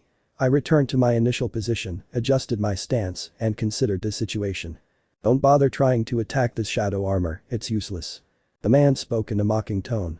I see, because his armor is made of shadows, attacking him directly is ineffective. But what am I supposed to do? All my attacks are direct. Should I use Dragon Shot? I have nothing to lose by trying. I quickly built up a lot of aura in my hands and together with the energy from my nano gears, I began to create several dragon shots that I fired straight at this man. My dragon shots disappeared the instant they touched his body. They didn't attack him directly, as he absorbed them. I immediately had a bad feeling. This man's original ability was. From various shadowy corners my dragon shots appeared and were directed at me. TCH. So you still have that ability. The dragon shot that were absorbed by their shadows were released through other shadows and were directed towards where Kunu and I were. No problem, I just had to raise the aura of power of my armor more and with my own fists, I hit my own dragon shot, making them explode. Unlike this morning, I hadn't yet raised my armor's power to its maximum capacity since I wanted to test how good this guy's balance breaker armor was. His defensive ability is quite good, but his offensive skills have not yet been revealed. You're probably thinking about my attacking skills, aren't you? Did this guy just read my mind or something? The shadows in the station were making rather gloomy sounds as if they had a mind of their own, and then they turned into sharp blades and came for me. Shadow blades, huh? Let's see how good they are. My armor is very durable. I can take their attacks without fear. The shadow blades attacked me very violently but posed no threat. Their attack power isn't high enough to pose a real threat. A large number of shadows entangled my legs and then wrapped around my entire body, trying to subdue me. At the same time, another large number of shadows shaped like sharp spears traveled straight toward me. I raised the aura of my armor higher, and with the pressure of my own power, I broke all the shadows that tried to subdue me. Then I called escalation, and with it I cut down all the spear-shaped shadows that tried to attack me. I'm facing someone who's a technical type, someone who's troublesome for those who are power types, although I've already covered that part. My attacks may be ineffective against him, but it's the same for his attacks against me. Ahahaha, very good. As expected of Sekiryuutei. But unfortunately for you, your attacks are useless against me. In a battle of attrition, I have the advantage. Oh? What? He has the advantage in attrition. What? Is he capable of keeping his balance breaker active for more than a week? I doubt it, since if he really achieved balance breaker in that battle, he couldn't have had enough time to get used to his armor the way I did to mine.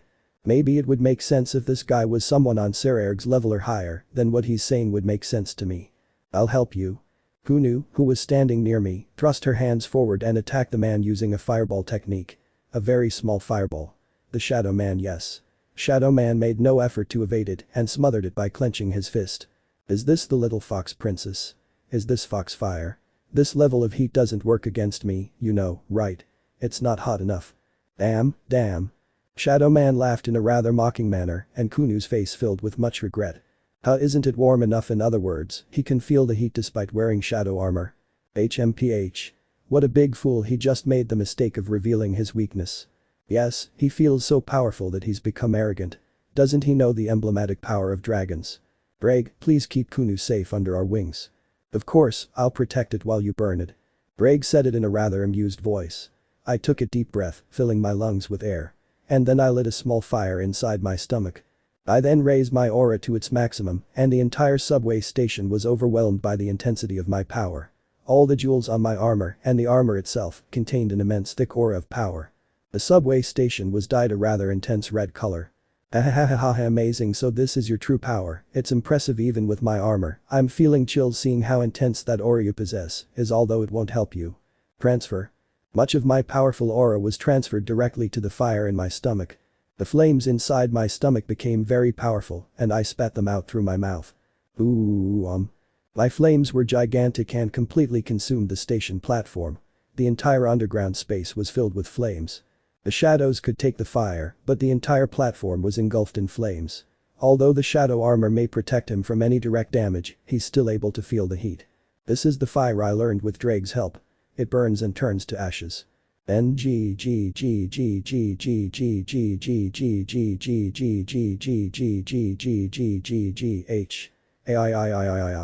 Damn it, Sekiryuutei. The flames formed a vortex around Shadow Man, who was defeated by the heat of my flames. For a long time he was screaming in pain while writhing on the ground. Even if you can avoid direct attacks, you can't evade the heat of the massive flames that covered the entire train station. I possess the balance breaker scale mail, the Sekiryuutei armor. Dragons don't fear heat. After all, dragons are capable of withstanding the fire of the phoenix. The fire of a dragon. From beneath the dragon wings, Kunu spoke softly. Everything smoked intensely, the train station was reduced to ashes. Maybe I went too far against him. Shadow Man was lying on the ground smoking, his shadow armor had been destroyed and his body was covered in severe burns. His sinister presence was now gone. Not even he was able to enter balance breaker again. He could no longer fight. You're too strong. Even though I've reached balance breaker, I can't defeat a celestial dragon. Shaking, Shadow Man tried to stand up. You still want to fight. If you keep going like this, you could die. You need first aid. If you give up, I'll make sure Asia can heal you before it's too late for you. I wanted to give him a chance. He didn't have to fight anymore. His body continued to shake and he continued trying to get up despite falling many times. I'd rather die than surrender to you and accept your charity. For that man, for Cao. I wish to give my life for him. He's being sincere. Haven't you been brainwashed? Indeed, I followed Cao Cao of my own free will. Why do you ask? Cough, cough. Shadow Man is breathing painfully as he speaks. His throat is clearly burning from the pain as well, but he remains motionless. You should know too about the tragedies tied to those who possess sacred gears. I understood. Asia's life was involved in tragedy as a result, and a certain fallen angel tried to kill me, though he failed. Not all of us are loved and valued, not all of us have the chance to be loved. What do you think happened to a boy like me, who can manipulate shadows? Shadow Man referred to himself mockingly and continued. The fear and oppression of others. Because of this power, I couldn't even lead a normal life, but that man told me it was good to have this power. Hi. He also told me that being born with this power would allow me to forge a talented and precious existence. He told me I could become a hero. Hearing those words, it's obvious it would change the meaning of my life. What do you think? Wanting to live and die for that man is only natural. Shadow Man was pouring his heart out with his monologue. Was it all for Cao Cao? Unfortunately, that man is a terrorist. And even now, he's kidnapped Kunu's mother and plotted some kind of conspiracy. Maybe he's just using you? Shadow Man laughed. And what's wrong with that? Cao Cao taught me how to use my power and gave me a reason to live. That's enough for me. With this I can live. My useless life has finally been rewarded. There's nothing wrong with this. Sekiryuutei. I remained silent as Shadow Man spoke to me through his deepest thoughts through tears. To us who have been treated like trash, he is the light. My power is to defeat the demons, the angels, and the various gods. Where can I find such glory? Besides the dragons, the aliens, the fallen angels, and the demons, they are the enemies of humanity.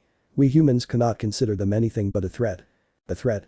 Does he really only see things in black and white? Not everyone is bad. What? Has he never met Superman? Cao Cao, that man, is a person who must give meaning to the lives of those possessors who have spent their lives in tragedy as a result of the sacred gears. For Shadow Man, this was his chance to live his life. He stood up on shaky legs. Slowly, he took a step toward me, his hostility renewed. You're a traitor to humanity. You've even hooked up with a damn alien. You don't even deserve a chance from Cao Cao. Shadow Man jumped to try to attack me, and his right arm filled with shadows that took the shape of a blade. I can stand it when people say 1,000 things about me, but when they try to belittle Kara, I can't stand it anymore. I clenched my fists, took a large step forward, and punched Shadow Man in the face. Crash. With his face hit, he flew backwards and his back broke a large part of one of the station's pillars, and after falling to the ground, he lost consciousness. I spoke to him in a low voice even though I knew he couldn't hear me anymore. No matter what you say, because of your faction, there are those who are crying out in sadness. No matter your reasons, I cannot forgive your crimes. I will not kill you, but I will not save you either. What you do when you recover is up to you. I cast a final glance at Shadow Man and then looked into the darkness of the tunnel ahead. We'll arrive at Niju Castle immediately. Perhaps my companions also face their respective assassins and are advancing. Kunu, you bear. Kunu clung to my back, and with my dragon wings extended, I flew quickly towards the end of the railway line. Let me know in the comments below if you guys want the next part. Also check out my other video that has been shown and left. Thank you for watching. If you enjoyed this video, please like and share this video. And have a fantastic day. Bye.